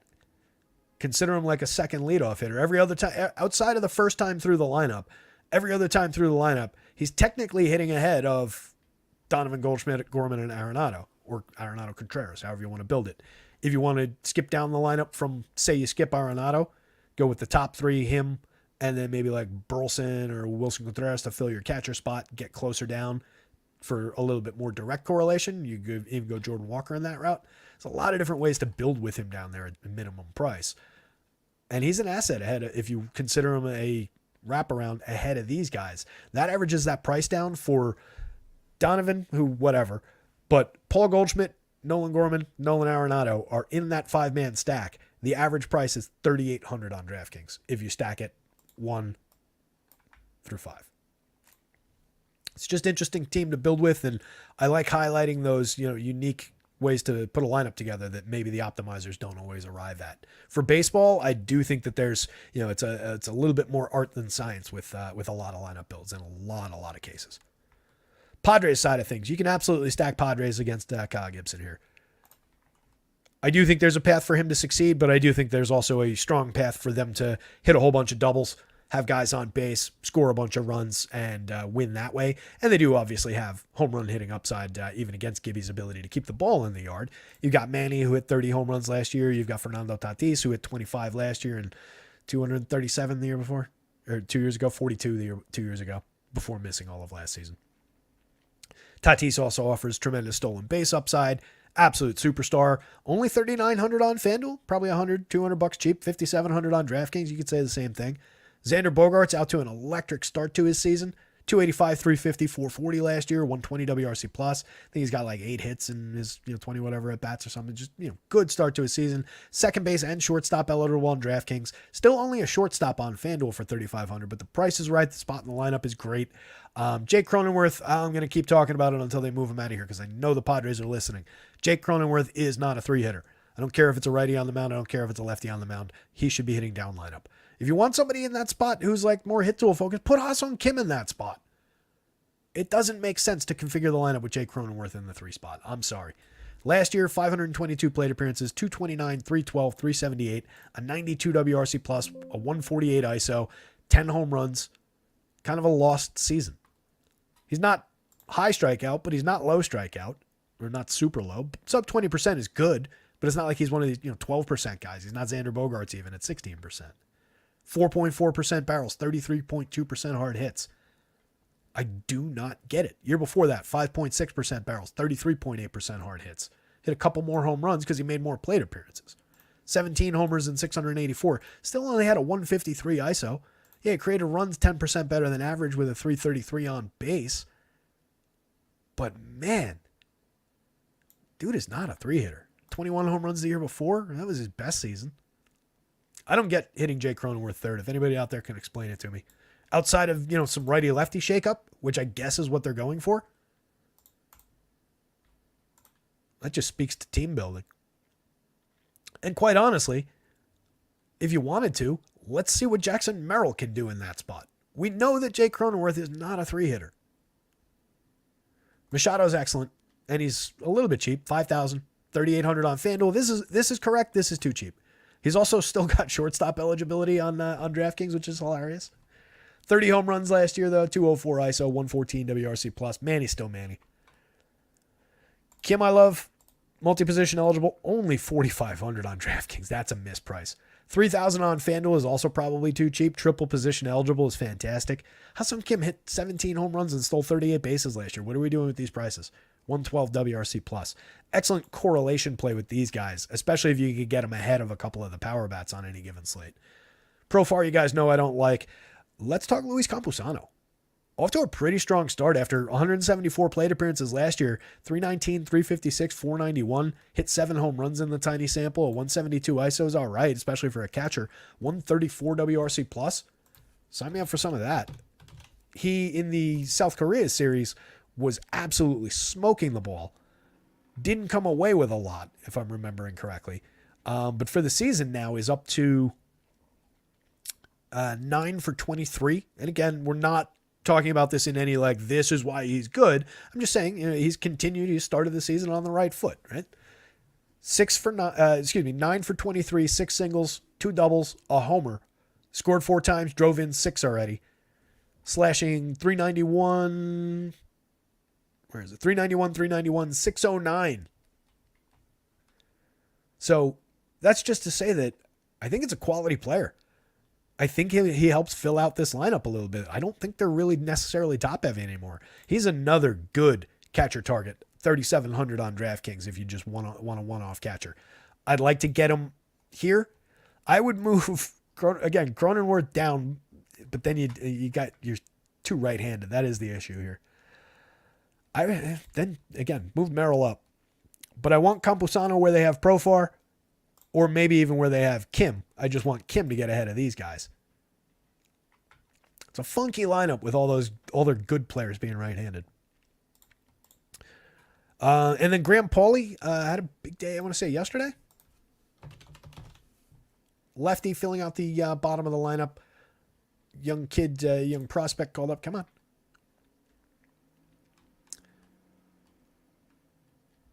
Yeah, 2 for 8 for the season, but hit a 3-run homer yesterday.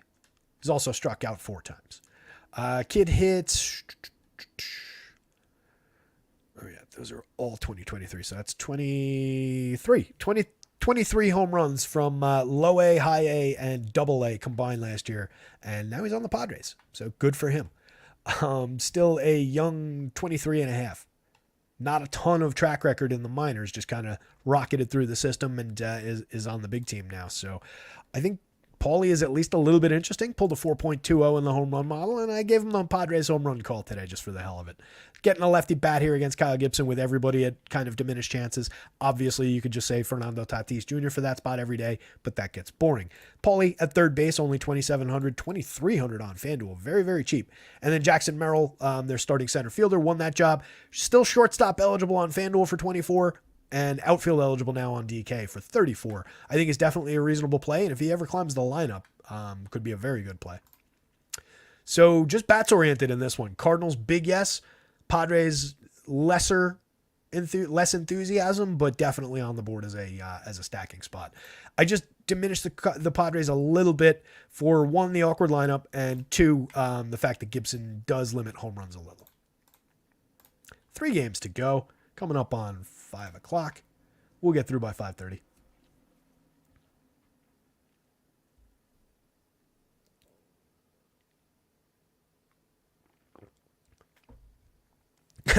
Larry C says, otherwise, talking about Victor Scott, otherwise he will be Billy Hamilton part 2. Yeah, I love that he's got the 2 on his name anyway. That's an easy comparison to make for Victor Scott the second. But yeah, Billy Hamilton, potentially a good comp. Kid's supposed to be a little bit better of a hitter than that kind of a player, a little bit better of a hitter than Esteury Ruiz, who is a good modern-day direct comp from the Athletics that we'll talk about right now. He's at the top of the board there on the Athletics side. They're similar, but Victor Scott is supposed to be able to sustain a little bit better on base. We'll see what we get, though. It's a good mention. Anytime you can work Billy Hamilton into a show, it's worth doing. Billy Hamilton, modern era Billy Hamilton, not 1890s Billy Hamilton. So we referred to Tanner Houck earlier in the show. Popular 2-start streamer across season long this week. He's got the Athletics today and then the Angels over the weekend. So a couple good starts out on the California trip coming up for Tanner Houck. What I like about him is he's just a worm burner. He just keeps the ball down, keeps the ball in the yard. Did pop up to a 3.02% home run rate last year, but you can see just 6.6% barrels, a 6.5 degree average launch is pretty strong. And the matchup is just terrific. The ballpark is very good for limiting power on top of his ability to limit home run upside. He's going up against kind of a nothing lineup in the A's, and he takes away like the one thing that this team does. The one thing that some of these guys can do is hit a few home runs. And if Tanner Houck takes that away, even if he's not striking out the world, I kind of really like the spot for Tanner Houck. I think it's a good go out there, pitch 6 innings, book the quality start, book the W, and come away with a pretty strong fantasy score for 8,300, 8,400. I think he's priced appropriately for that. The sites did a good job by not putting him in the 9s on a short slate because he's not a blow him away pitcher. 21.4% strikeouts in his 106 innings, 21 starts last year. He walks a few too many at a 1.37 whip. When you pitch on the ground a lot, the ball does get through the infield from time to time, so you tend to have a higher whip than a lot of like premium pitchers, and he walks a few too many guys. So there are some flaws. The swinging strike rate is terrific at 12.7% against that low strikeout rate. So I do think there's the potential for some more strikeouts on the right day. He was at 22.7 in 60 innings, 4 starts, a little bit of work out of the pen the year before. And then in 13 starts, 69 innings, he was all the way up at 30.5% back in 2021. Back then, people used to rave about his stuff, really liked the upside, and he's just never really completely landed. But I think he's got the ability to be a very effective pitcher, specifically in this spot. But the swinging strike always has been pretty good. This year, the Ks were in line with what you would expect from that swinging strike rate. These other years, they weren't. So there's a little bit of funkiness there. But against a lineup filled with lousy hitters who are not shy about striking out for the most part. 25.8 for the projected lineup on the average. That's with Estuary at 19.9 and with Nick Allen down at the bottom, a nothing hitter at 15.8. If you don't get those two guys in the lineup, that average probably spikes even higher. So good potential upside start for Tanner Houck. Could be one of his best spots all season in the first start of the year. Just need 6 innings from him. Got to avoid some power, obviously. Got to do what he does. But if we're looking at this version of the lineup, leadoff man in Estuary, he's another guy. If he gets to first base, he's probably going. Did steal 67 bases in 497 plate appearances last year. Had us talking early in the season about does he have a shot at 100. 86 WRC plus to finish the year, though. 0.091 ISO. The 86 WRC plus, again, if you don't know that stat, that's it's run creation. Weighted run creation plus, right? So it puts everybody on an even plane and tries to determine how valuable you are for run creation, which is why I like it. That's what DFS is all about, run creation, right? And it works on a scale where 100 is league average. So if you're 86%, you're 14% worse than league average for run creation, which is not good from a leadoff hitter and a guy who steals that many bases. It means you're bad at everything else. JJ Bleday from the second spot, if that's where he ends up hitting, an okay lefty. 10 home runs in 303 plate appearances, but no real premium contact to speak of over the last 2 years. Plenty of strikeouts. Does know how to draw a walk, but only a .310 on base percentage despite a 13.9% walk rate. That means you're just not hitting. 195, 310, 355 in that sample last year. Just a 160 ISO, 8% worse than average for run creation. Zach Geloff is a very good baseball player. 300 plate appearances for Geloff last year, 14 homers, 14 steals, 237 ISO, 133 WRC plus. To have a 133 WRC plus on this athletics team is an accomplishment on its own. But he's kind of he's on an island. You can see it. Like his conditional formatting here is representative of how much better than all of his teammates he is at 4,900. Like he's on a complete island talent-wise here. At 2,800, he's mispriced on FanDuel. He should be in the $3,400 or $3,500 range on FanDuel. So if you want a one-off Geloff at second base, it's not the greatest matchup for a one-off, but he doesn't need to hit home runs to find upside. He could get himself to first base, steal a bag, score a run. That would be the only player I really want from this athletics team. Seth Brown is a home run hitter from the left side. Very good premium contact. Doesn't do a whole hell of a lot else. 222, 286 on the front end of the triple slash. And even with a little bit of pop, a little bit of premium contact, 14 home runs and 378 plate appearances is fine. But just a 184 ISO. Still 8% worse than average creating runs. JD Davis, tons of premium contact for years now. Has been a premium contact specialist. For a while, it was just never could get a full-time job. Then it was a pretty full-time job last year, 546 plate appearances, and he dipped a little bit. 18 home runs for the season. Kind of disappointed. He was supposed to go out there and lock that job down for a few years. Hit a couple home runs against the lefty the other day. Better, Jesse Winker hurt. Shocking. That was a short season. JD Davis hit a couple home runs against the lefty, better lefty righty, and doesn't have that upside today. And he can definitely hit home runs against a righty, but you can see Tanner Houck's impact on the home run model. Everybody under 3, not an appealing squad to go to. Bodes well for Tanner Houck. Ryan Noda, I like as a left-handed hitter. I think he should be hitting more in this territory. One of their better options, but he strikes out an absolute ton. He walks a ton. Strikes out at a 34.3% clip, and honestly doesn't hit for enough power to justify that. He makes very good premium contact, and I do think he's got upside for more power, but it only resulted in 16 home runs and 495 plate appearances last year, and you can't really be a 3 true outcomes guy. Yeah, he had a 123 WRC plus. I want to see him turn that trick again. To not hit that many home runs, you're entirely supported by your walk rate and your ability to get on base. So he's either got to go up in the home run department, or I think everything craters around that. But was effective last year, which is why I said I like him. Probably my second favorite hitter in this configuration of the team. Shea Langoliers is only a mix-in catcher when there is power upside on the table. Makes a ton of premium contact. Hit 22 home runs in 490 plate appearances. He's a pretty lousy hitter other than that, and we don't have really home run upside on the board today. Lawrence Butler, Nick Allen, kind of afterthoughts at the bottom of the lineup. On the Red Sox side, they're going up against Joe Boyle, who in 16 innings and 3 starts last year struck out 25% of major league hitters.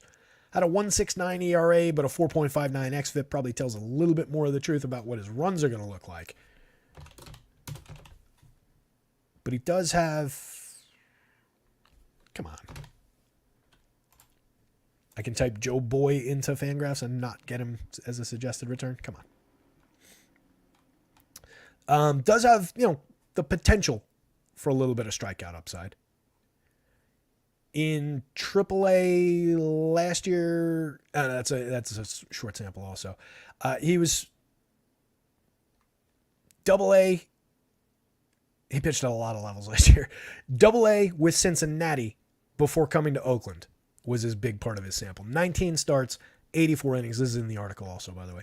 19 starts, 84 innings, and had a 31.5% strikeout rate, which is very, very good. But again, that's against AA hitting. He was appropriately aged. It wasn't a situation where he was aged up, just 22. He also walked 19.4% of minor league hitters. Ended up with a 4.85 ERA, a 5.92 xFIP in that AA stint. Came over to Oakland, made 2 AA starts for them, had an even higher strikeout rate, but still walked a bunch. Made 3 AAA starts. The strikeouts dipped from the 31.5, and then in the 3 AA starts for Oakland, 40.6% strikeouts. When he went up to AAA, it dipped to 27.3, and then we dipped again to 25% when he came up to the show for 3 starts. Very, very small samples. But he gave up runs and was gettable in everything except for the 3 major league appearances where he miraculously had a 1.69 ERA. But that's why I say I think the xFIP is the much more realistic run number for him, and that's what xFIP is for. So I do think there's a little tiny sliver of potential strikeout upside for him today. You're going up against a Red Sox lineup that does have some strikeouts in it, some aggressive free swingers, but also has a couple very good hitters, period, who are very good at avoiding strikeouts. Their power bats, for the most part, outside of Devers, do strike out quite a bit. But they've got Yoshida in there, just a 14% strikeout rate last year. Devers himself, under 20% with all his power from the left side. And then they've got a couple deadly good lefty hitters. So I don't love the spot for Boyle. I just think there's maybe a little bit of a strikeout upside at 7,500. If he was at the FanDuel price on DraftKings, he'd be a dynamite SP2 dice roll. As it is, he's just kind of an unwieldy SP2 dice roll. I don't love booking the strikeout upside for 75, but I think on this slate you can definitely get there. It's just not likely to succeed. 62 on FanDuel. I don't know if he reaches the quality start. I don't know if it's necessarily worth. In 150 lineups, you can throw it a couple times, but I don't know how much I get there if I'm building 20 lineups. And then if you're going to stacks, I do like the Red Sox today. They rate out fairly well. And with my lack of actual faith in the Boyle upside, I think it plays well on the Red Sox side. And if he gets it all popular and they aren't popular, that makes me like him even more. I haven't looked at the ownership. Rafi Devers on his own against a righty, I absolutely can get behind here. 12.7% barrels, 54.7% hard hits last year, 33 home runs. Finished in a bit of a down season, a bit of a dip in his triple slash, but still ended 271, 351, 500. Nothing to be sad about there. 124 WRC plus. Jarren Duran hitting ahead of him. Potential breakout candidate this year. Did hit 8 home runs, 24 steals in 362 last year. Basically the everyday center fielder and everyday leadoff role for this team, at least for right now. So I like the upside for Jarren Duran for just good season-long performance. And I like him as a reasonably priced 3,200, 4,700 option ahead of the team's power core. It's really these 3 guys and this guy. So Jarren Duran, very, very playable here. He also had a 45.7% hard hit rate. Not a ton of home run trajectory, but 295, 346, 482 through the triple slash, 187 ISO. Very, very playable piece that could probably crest above 5,000 in not too many weeks from now. Trevor Story's been lost since going to Boston, but while he's healthy, I think he's underpriced. He made 168 plate appearances and was mostly awful last year. 114 ISO, a 47 WRC plus is just tragic. Less than half as valuable as the average player. 203, 250, 316, 3 home runs, 10 steals. Just never was there to get engaged, get on pace with the season. Starting with the team out of camp, 4,200 on DraftKings, 2,800 on FanDuel. There's still a Trevor Story in there. I'm convinced. 32.7% strikeout rate is bad. A lot of strikeouts from Story, not enough walks. Still 9.7% barrels, 39.8% hard hits. This isn't too far off this, and this isn't too far off what he used to be, and that's not bad. So I do think, even if we don't get him back to any kind of average, even if he's hitting like 230, a little bit more on base, give me like 230, 310, a little bit more slug. I think we can get slugging and power out of him this year. Right now, I think he's at least playable in Red Sox stacks, and affordable helps average down the guys around him. Tristan Casas, I absolutely loving this spot. 8.71 in the home run model. Probably could be a little bit higher than that. 24 home runs last year, a 226 ISO in 502 plate appearances. Makes tremendous contact. Strikes out a little bit, but makes it back up and walks. 129 WRC plus, an excellent option. Masataka Yoshida hit 15 home runs last year, but primarily a hit tool focused player. I like his shot to go over 300 this year. 289, 338, 445 last season. Created runs 9% better than average. I think he does better than this across the board, except for maybe in power. I think he steals more bases, gets on more this year, focuses a little bit more in that department, and is very low strikeout. Needs to draw more walks, which I think he ends up succeeding at, and I think that helps push the on base and the run creation marks. You can see Yoshida in any of these higher up spots in a different configuration of these lineups on any given slate. Fifth spot in the lineup isn't bad for him. I would maybe consider going Casas, O'Neill, Yoshida though. But you do like O'Neill, I do like Yoshida. I don't want to tell you what you like. I do like Yoshida at the very least to reset the table for O'Neill. Like if Tristan Casas hits a grand slam and clears the bases, then you do kind of want somebody to reset the table for a guy like Tyler O'Neill, who has similar power from the right side to what Tristan Casas offers from the left. He's got a little bit of speed to boot. He's already stolen a base this year. He's already hit a home run. A couple years ago, we got to go back in time because he only made 383 plate appearances in 22 and 266 last year. 22 was still decent, 14 homers, 14 steals. But going back to 2021, 34 home runs and 15 stolen bases for St. Louis and 537 plate appearances. Tyler O'Neill still has star potential, at least in DFS form, and he only cost $2,900, $4,300. It's very cheap. Sedan Rafaela, high-end prospect for this team, $4,000, $2,500, multi-position eligible on FanDuel. Made 89 plate appearances last year, hit 2 homers, stole 3 bases. Mid-range power, like 15 home run and 25 stolen base upside. Getting basically an everyday shot with this team, still cheap. I like that spot. And Manuel Valdez. By the way, does anybody remember, has this always been Manuel? E-N-M? I'm almost 100. It's like one of those Berenstain Bears thing. I always remember it being E-M-M. I only for the first time ever noticed E-N-M the other day. Anyway, made 149 mostly irrelevant plate appearances last year. Did manage 6 home runs, 5 steals, 102 WRC plus. I do like Connor Wong a little bit as a sneaky catcher. I just don't love going to a 9-spot catcher if I'm one-offing it. I don't love how he stacks up because he's not going to be a true wraparound guy to these guys. He's just an okay sneaky catcher power bat. He only managed 9 home runs last year in 403 plate appearances, but has always maintained a decent barrel rate, 9.1% last year and 11.8% the year before. Just strikes out a ton and is not an overall very good hitter. So Red Sox, at the very least, like 1 through 7, pretty big yes from me as far as stacking against Joe Boyle. You can roll some dice on Joe Boyle if you want to, as an SP2 on DraftKings, as a cheap source of potential strikeouts on FanDuel. I'm just not a big believer. Wouldn't really play the A's, and definite big yes for Tanner Houck. I like him a lot.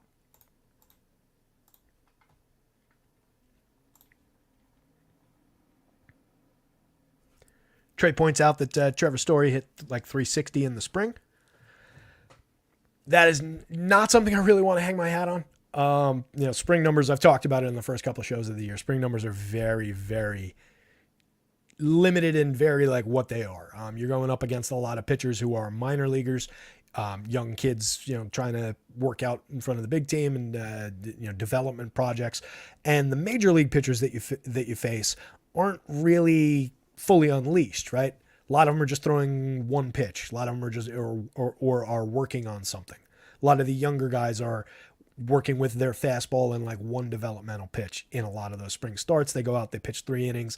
Then it goes to, some guy you've never heard of from the high A part of the organization for another couple of innings. So it's a little bit shaky to rely on spring starts, but stats, but yeah, since it's Trevor Story and we have absolutely nothing else positive to say to indicate why I believe that there's a bounce back possible, maybe there you go.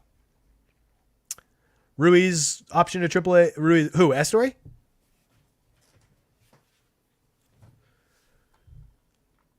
I assume you mean Estory Ruiz. So obviously take him off the no Bo Bichette. Okay, so no Bichette for the Blue Jays today. Lineups are starting to come in.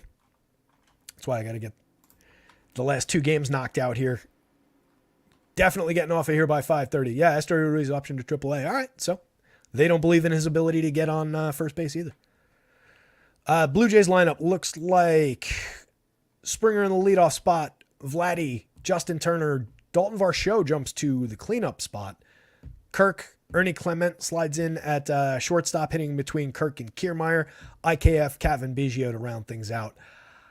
It's a bit of a ding, honestly. It's obviously a big ding losing a hitter like Bo Bichette.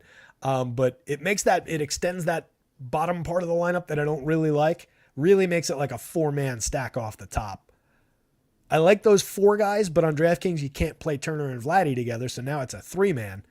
So if you're looking for a DraftKings, Springer, Vladdy, Dalton Varsho, or a cheaper Springer, Turner, Dalton Varsho, 3-man on DraftKings, maybe that's an okay source of short stacks, secondary stacks. But yeah, I like that Blue Jays lineup a little bit less now. And then the Mariners lineup dropped. Crawford, Julio, Jorge Polanco. Mitch Haniger slides up to the cleanup spot. Garver and Raleigh both in the lineup. Ty France, Dominic Canzone slides into the lineup in the 8th spot. And then Luis Urias rounding things out in the 9th. Everything we said about the Mariners holds up still. All right, Yanks D-backs, big target game. Let's talk real quick Luis Hill for the Yankees. You might remember his name from 2 years ago. He made 6 starts for the Yankees. Had a couple decent ones for DFS purposes because he had a 29.5% strikeout rate over those 29 and a third innings. But was not good. There was like 1 good start in there, maybe 2, and it was only for DFS purposes. He walked 14.7% of opposing major league hitters in that sample. He had a 3.07 ERA, which is great, but he had a 4.85 xFIP, which is notably not good at all. 1.33 whip, very bad. The 13.2% swinging strike rate is dynamite, but you should be at a higher CSW. It's exactly what I was saying about whoever the hell that was, Ronel Blanco. Same problem. Just walks way too many guys. No control, no command. Can't put the pitch where he wants it. Can't make the ball do what he wants it to do with regularity. Last year, just 4 innings pitched. He's pitched at all levels. It's not like he was stashed in the minors last year. It's in the article. At all levels over the past 2 seasons, he's pitched a total of like 28 innings.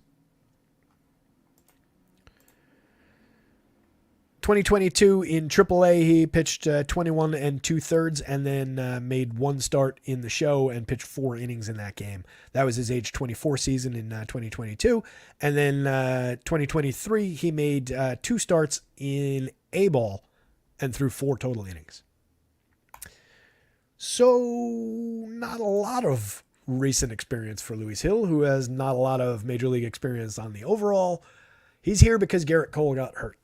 And the Yankees are very thin on pitching. I don't trust it at all. 6,300, I see the projection is a little bit higher than some of these other, also ran mediocre starters. I do think price-wise, DFS-wise, yes, for this money, and really I'm only talking about DraftKings SP2 shares because I don't think I would play him at 6,300 on FanDuel, even though I love going to bargain basement pitching. I'll just go to 74 for Sean Manaea. That's going to buy me the bats I want anyway. But on DK at 72, I do think you can roll the dice because, there is that idea of a little bit of strikeout upside. I just don't love doing it against the Diamondbacks who have 5, 6, 7 hitters in this Diamondbacks lineup under a 20% strikeout rate last year. The average for the entire team, 20.2, and that's injecting Eugenio Suarez at 30.8%. If we're talking about the guys who were actually on this team last year, it's that group, and they were at 18.5%. Jock Peterson, 20.9% strikeout rate last year. Also drew a ton of walks. This is a terrible matchup for Luis Hill. They've got guys who draw walks. They've got guys who don't strike out. Everybody on this team, for the most part, hits for power. Handful of guys steal bases. Everybody gets on base. Even more support as I'm talking about this for the Diamondbacks upside here. I think they're all at worst affordable. Corbin Carroll's obviously a superstar. He went 25-54 last year and has room to grow. 285, 362, 506, a 221 ISO, 133 WRC plus for 3,800 on FanDuel. It's a high price compared to like the entire slate, but compared to his fellow stars, he's a couple $100 short. He's cheaper than Ketel Marte. Ketel Marte is a great second baseman in his own right, but he shouldn't be 100 more expensive than Corbin Carroll. They should both be in the 4,000s probably. 25 homers last year for Marte, 276, 358, 485, another great season.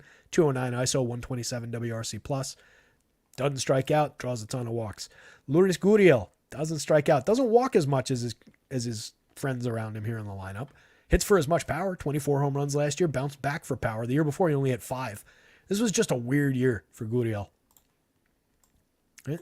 Look at the 2 years around it. 21 homers, 24 homers. Has always been a good hitter, a good low strikeout guy. Just took a weird dip this year down to 5 home runs. Ended up out in the desert and had a nice bounce back last year for power while maintaining a good, not great triple slash, but still created runs 6% better than average. Christian Walker, one of my favorite first basemen in the league, 5,000 on DK, 3,600 on FanDuel, a 6.5 in the home run model. These could probably be a little bit higher. We just don't have a lot to work with from Luis Hill. So all the home run marks could be a little bit higher.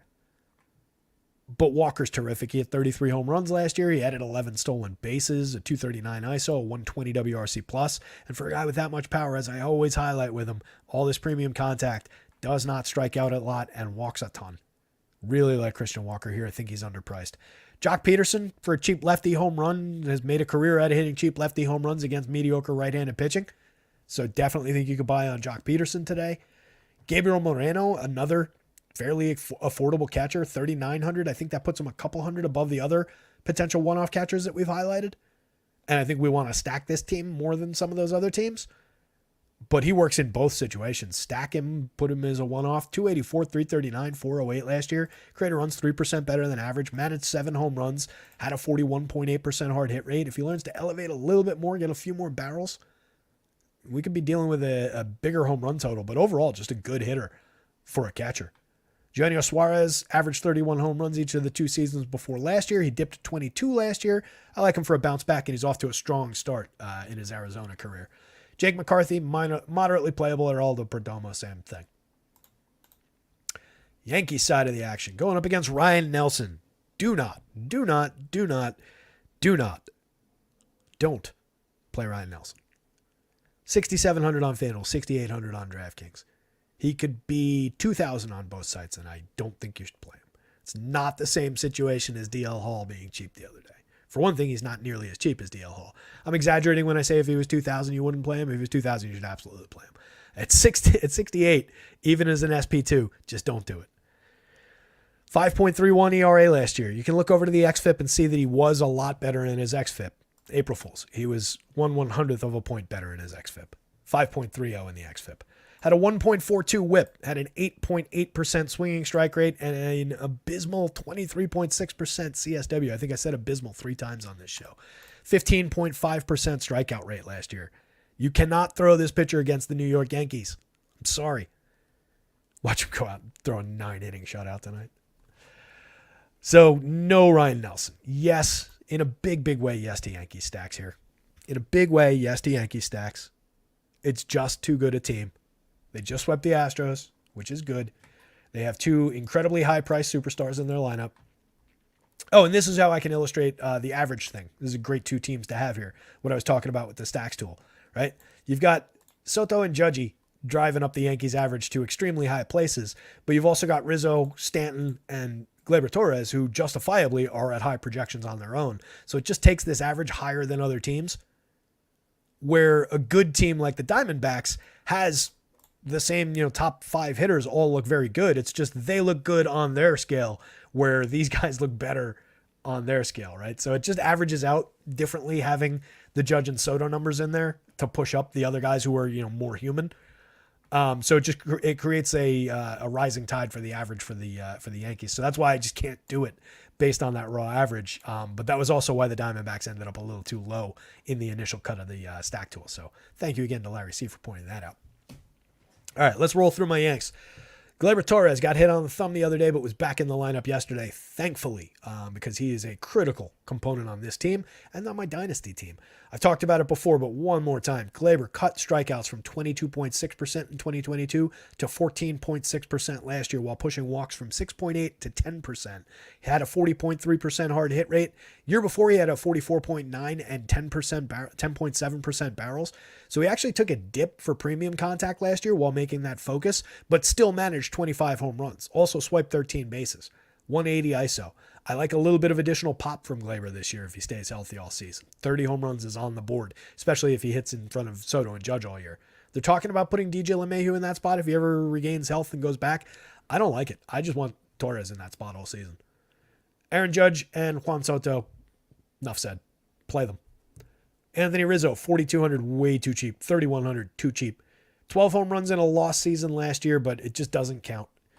He was concussed the entire year. 32 home runs in 2022. Just 22 in 576 plate appearances and a little bit of a wonky for him 2021, but still had a 192 ISO, still created runs 12% better than average. This is more along the lines of who you can expect Rizzo to be, probably with a little bit better of an average as a possibility even on the front end of that triple slash. At the very least, you can expect the power to return for Anthony Rizzo this year. His timing was just completely off from most of last season. He was actually off to a very strong start last year before taking the concussion. He's just too cheap for what he is. So, big yes to Anthony Rizzo. Giancarlo Stanton, you could say a lot of the same things about minus the concussion. He just struggles to make regular contact, but when he does make contact, that is ridiculous contact. It's among the best contact in the league still. He hit 24 home runs last year. Went 191, 275, 420. I have no illusions about the fact that he's not a good hitter, but he's a very good power hitter. He's not Joey Gallo because, well, he did draw 9.9% walks last year.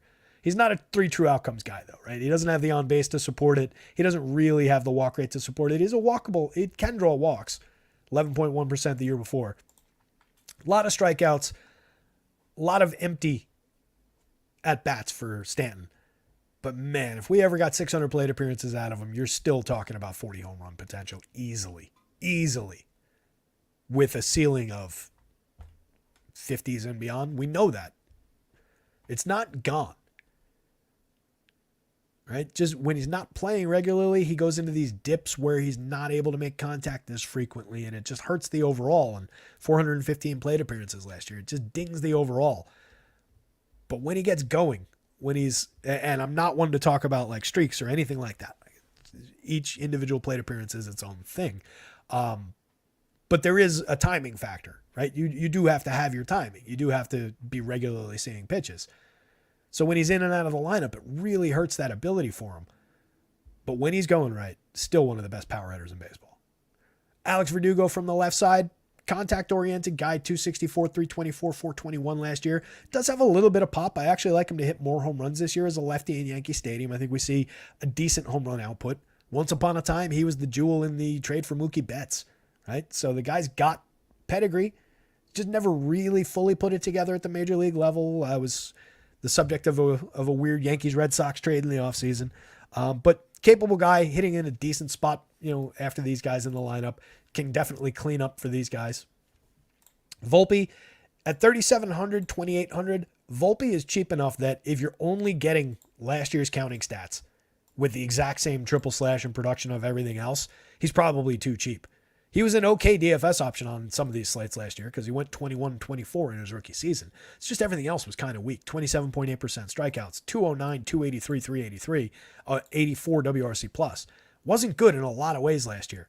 By all accounts, and from my own eyeball test over the first few games, he's maybe taking a couple strides forward as a hitter for this season. It remains to be seen. I'm not saying it's definitely happened, but there are some really good signs from Volpe for things that he was doing egregiously bad last year, like swinging at pitches out of the zone, not necessarily doing them this year. Everything else about his game goes way, way up if he has actually made those improvements. And you're talking about a kid who was a top 5 prospect in baseball going into last year. So nothing but upside, and for the money at 37.28, it's interesting. Austin Wells, upside catcher, 2,500 on FanDuel, 3,500 on DraftKings. 4 home runs in his 75 plate appearances and a cup of coffee last year. What I like about that cup of coffee, he had a 13.8% barrel rate over that stretch. He's a power hitter in the minor leagues. Needs to wrestle control of that job from Jose Trevino. But if he does it, or if he's in the lineup tonight as a lefty against Ryan Nelson, sign me up. You can definitely get there. Oswaldo Cabrera won't stop hitting to start the season. I promise you, he is more this guy who went 211, 275, 299, and was 40% worse than average for run creation last year. He is definitely more this guy than the guy that we've seen over the first couple of games this year. It's up to 3,100, 2,700, multi-position eligible. If you're building a bunch of Yankee stacks, you can get there. It's going to crash at some point, so I just don't rely on him being a star. Big note of Ryan Nelson in all formats and all situations. You could maybe roll the dice on some cheap Louis Hill shares on a very short, ugly slate for SP2s. It's not completely off the board. I just don't think he's going to succeed.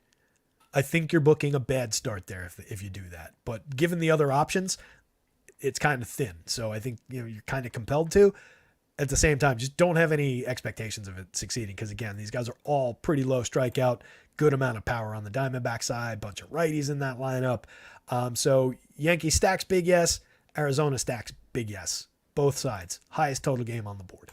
Last game on deck, going to miss the 5:30 cutoff. Missed 5 o'clock, going to miss 5:30 cutoff as well.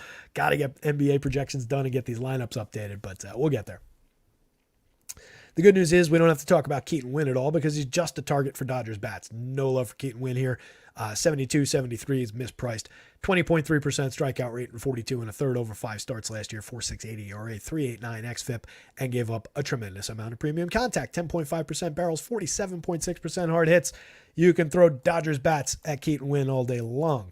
The guy that we do need to talk about here, Larry C's 5 minutes behind. Todd Strong says, Mets fans, book Kana, Baez, or both having a good night. I like Kana to have a good night. And I also think he should be higher up the lineup. I'm not sure about Baez.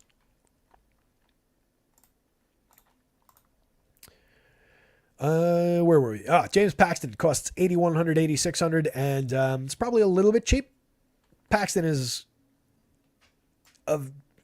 last year he was a good, not great pitcher. 24.6% strikeout rate, 4.50 ERA, a 3.99 xFIP in 19 starts, 96 innings. That was coming back after missing 2 full seasons.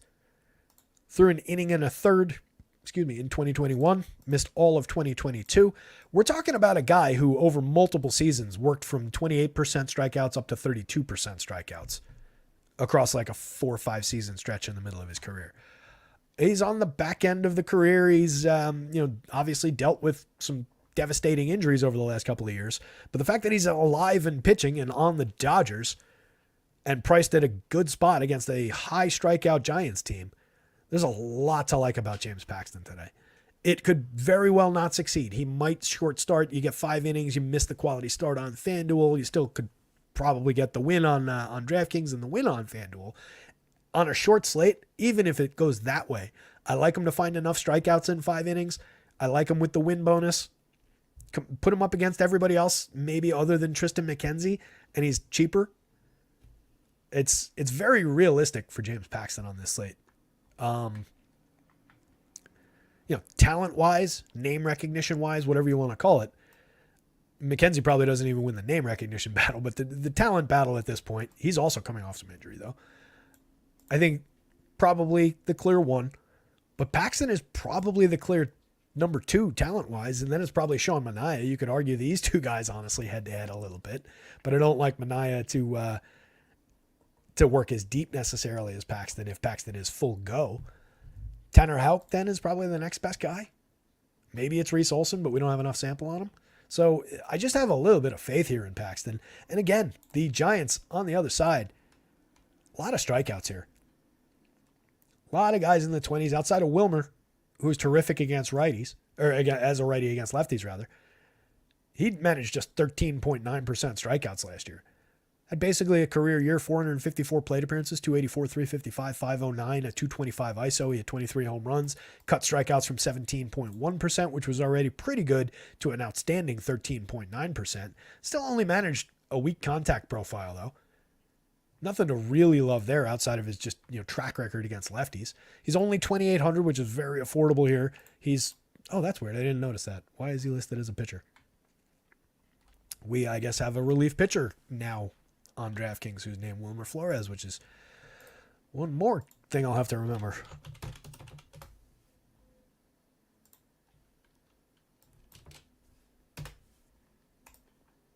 That guy is now named Bilmer Flores today.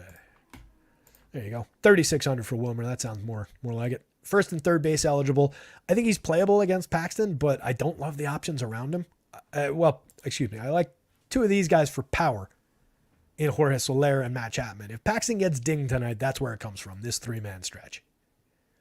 Jung-Hoo Lee at the top spot is a contact-based hitter. He was a star for Kiwoom. He's got a home run on the board already, but he's mostly here to hit for average, get on base ahead of whoever else is in the lineup here.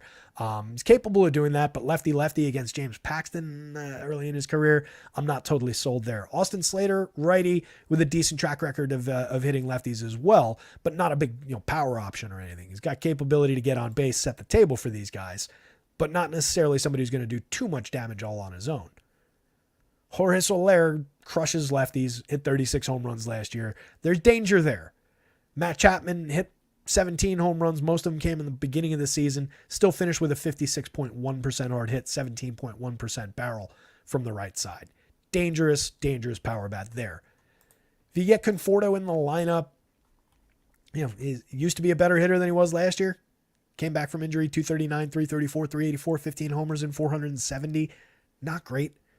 Thairo Estrada has moderate power as a righty, 14 home runs, 23 stolen bases, but nowhere near a threat. Pat Bailey, we might see Tom Murphy in that spot, get a little bit more righty power in there, but Murph's another just big strikeout with good power when he manages to make contact. And that's the thing with Soler, with Chapman, with Bailey himself, or with Murphy if he gets into that spot. They're all high strikeout guys. So while it is maybe a little bit of danger for Paxton, it also feeds his strikeout upside having those guys in the lineup.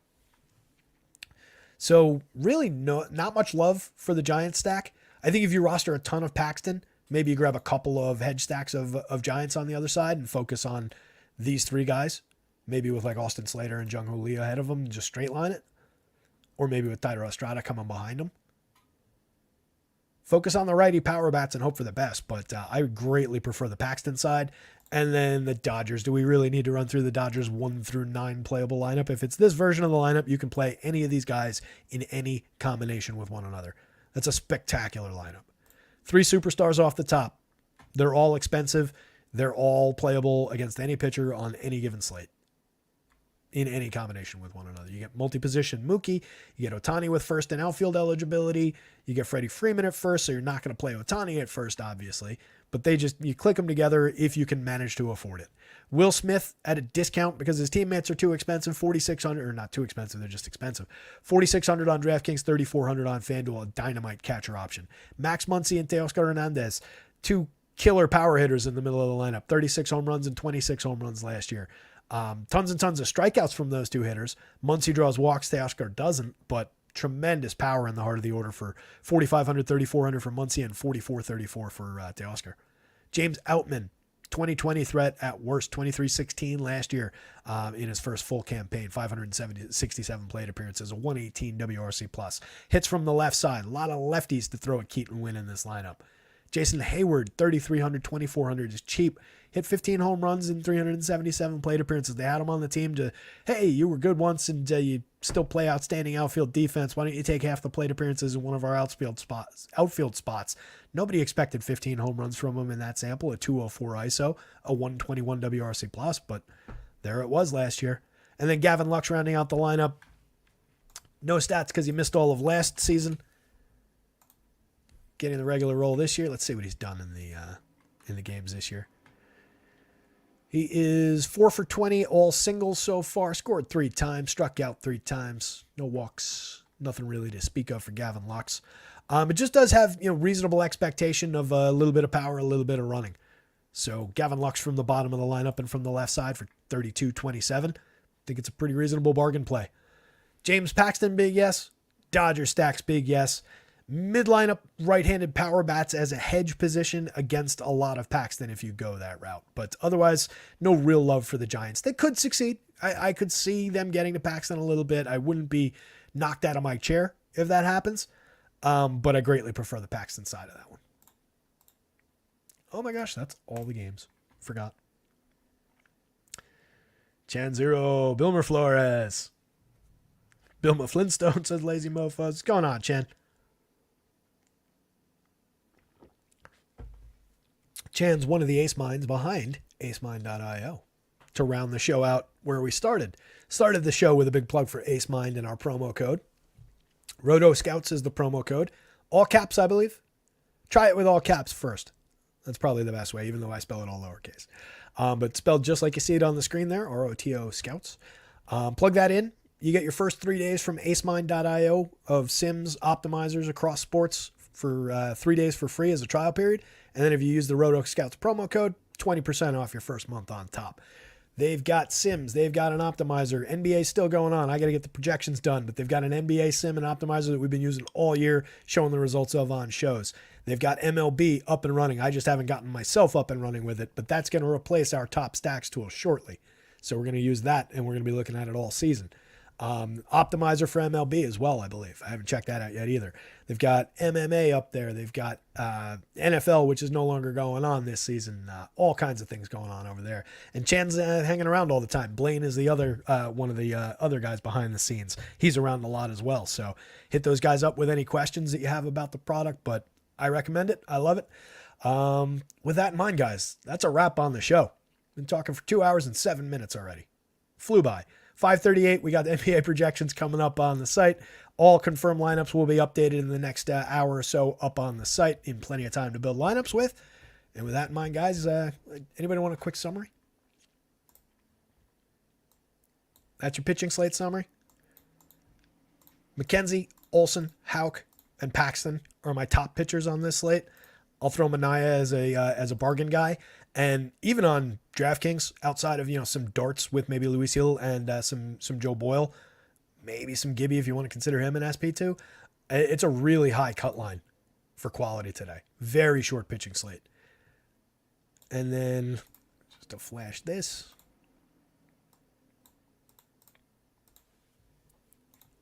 Not all these guys are going to be confirmed in lineups. This just draws the matchup, but this is the home run board. So these are your guys over the magic number. Jordan Alvarez, who's today's overall home run pick. Pete Alonso, Ohtani, Judge, Soler, Devers. So that's important to point out. Soler does have a mark over the magic number for home run power going up against Paxton in that spot because he's already Soler against the lefty. Devers, Julio, Mookie, Nolan Gorman, Soto, and Vladdy. Everybody else below the magic number, but some other guys, at or about it. Yanks, Dodgers, Diamondbacks. All pretty high priority stacks. Cards are another high priority stack. That's it. I got to stop talking about this. Yeah, Trav, I'm always going to try and always remember to do like a quick summary because it's a lot of talking and it's a 2-hour show. But let me get out of here. Good luck out there tonight. Somebody go win something. Back for more tomorrow. Later, guys.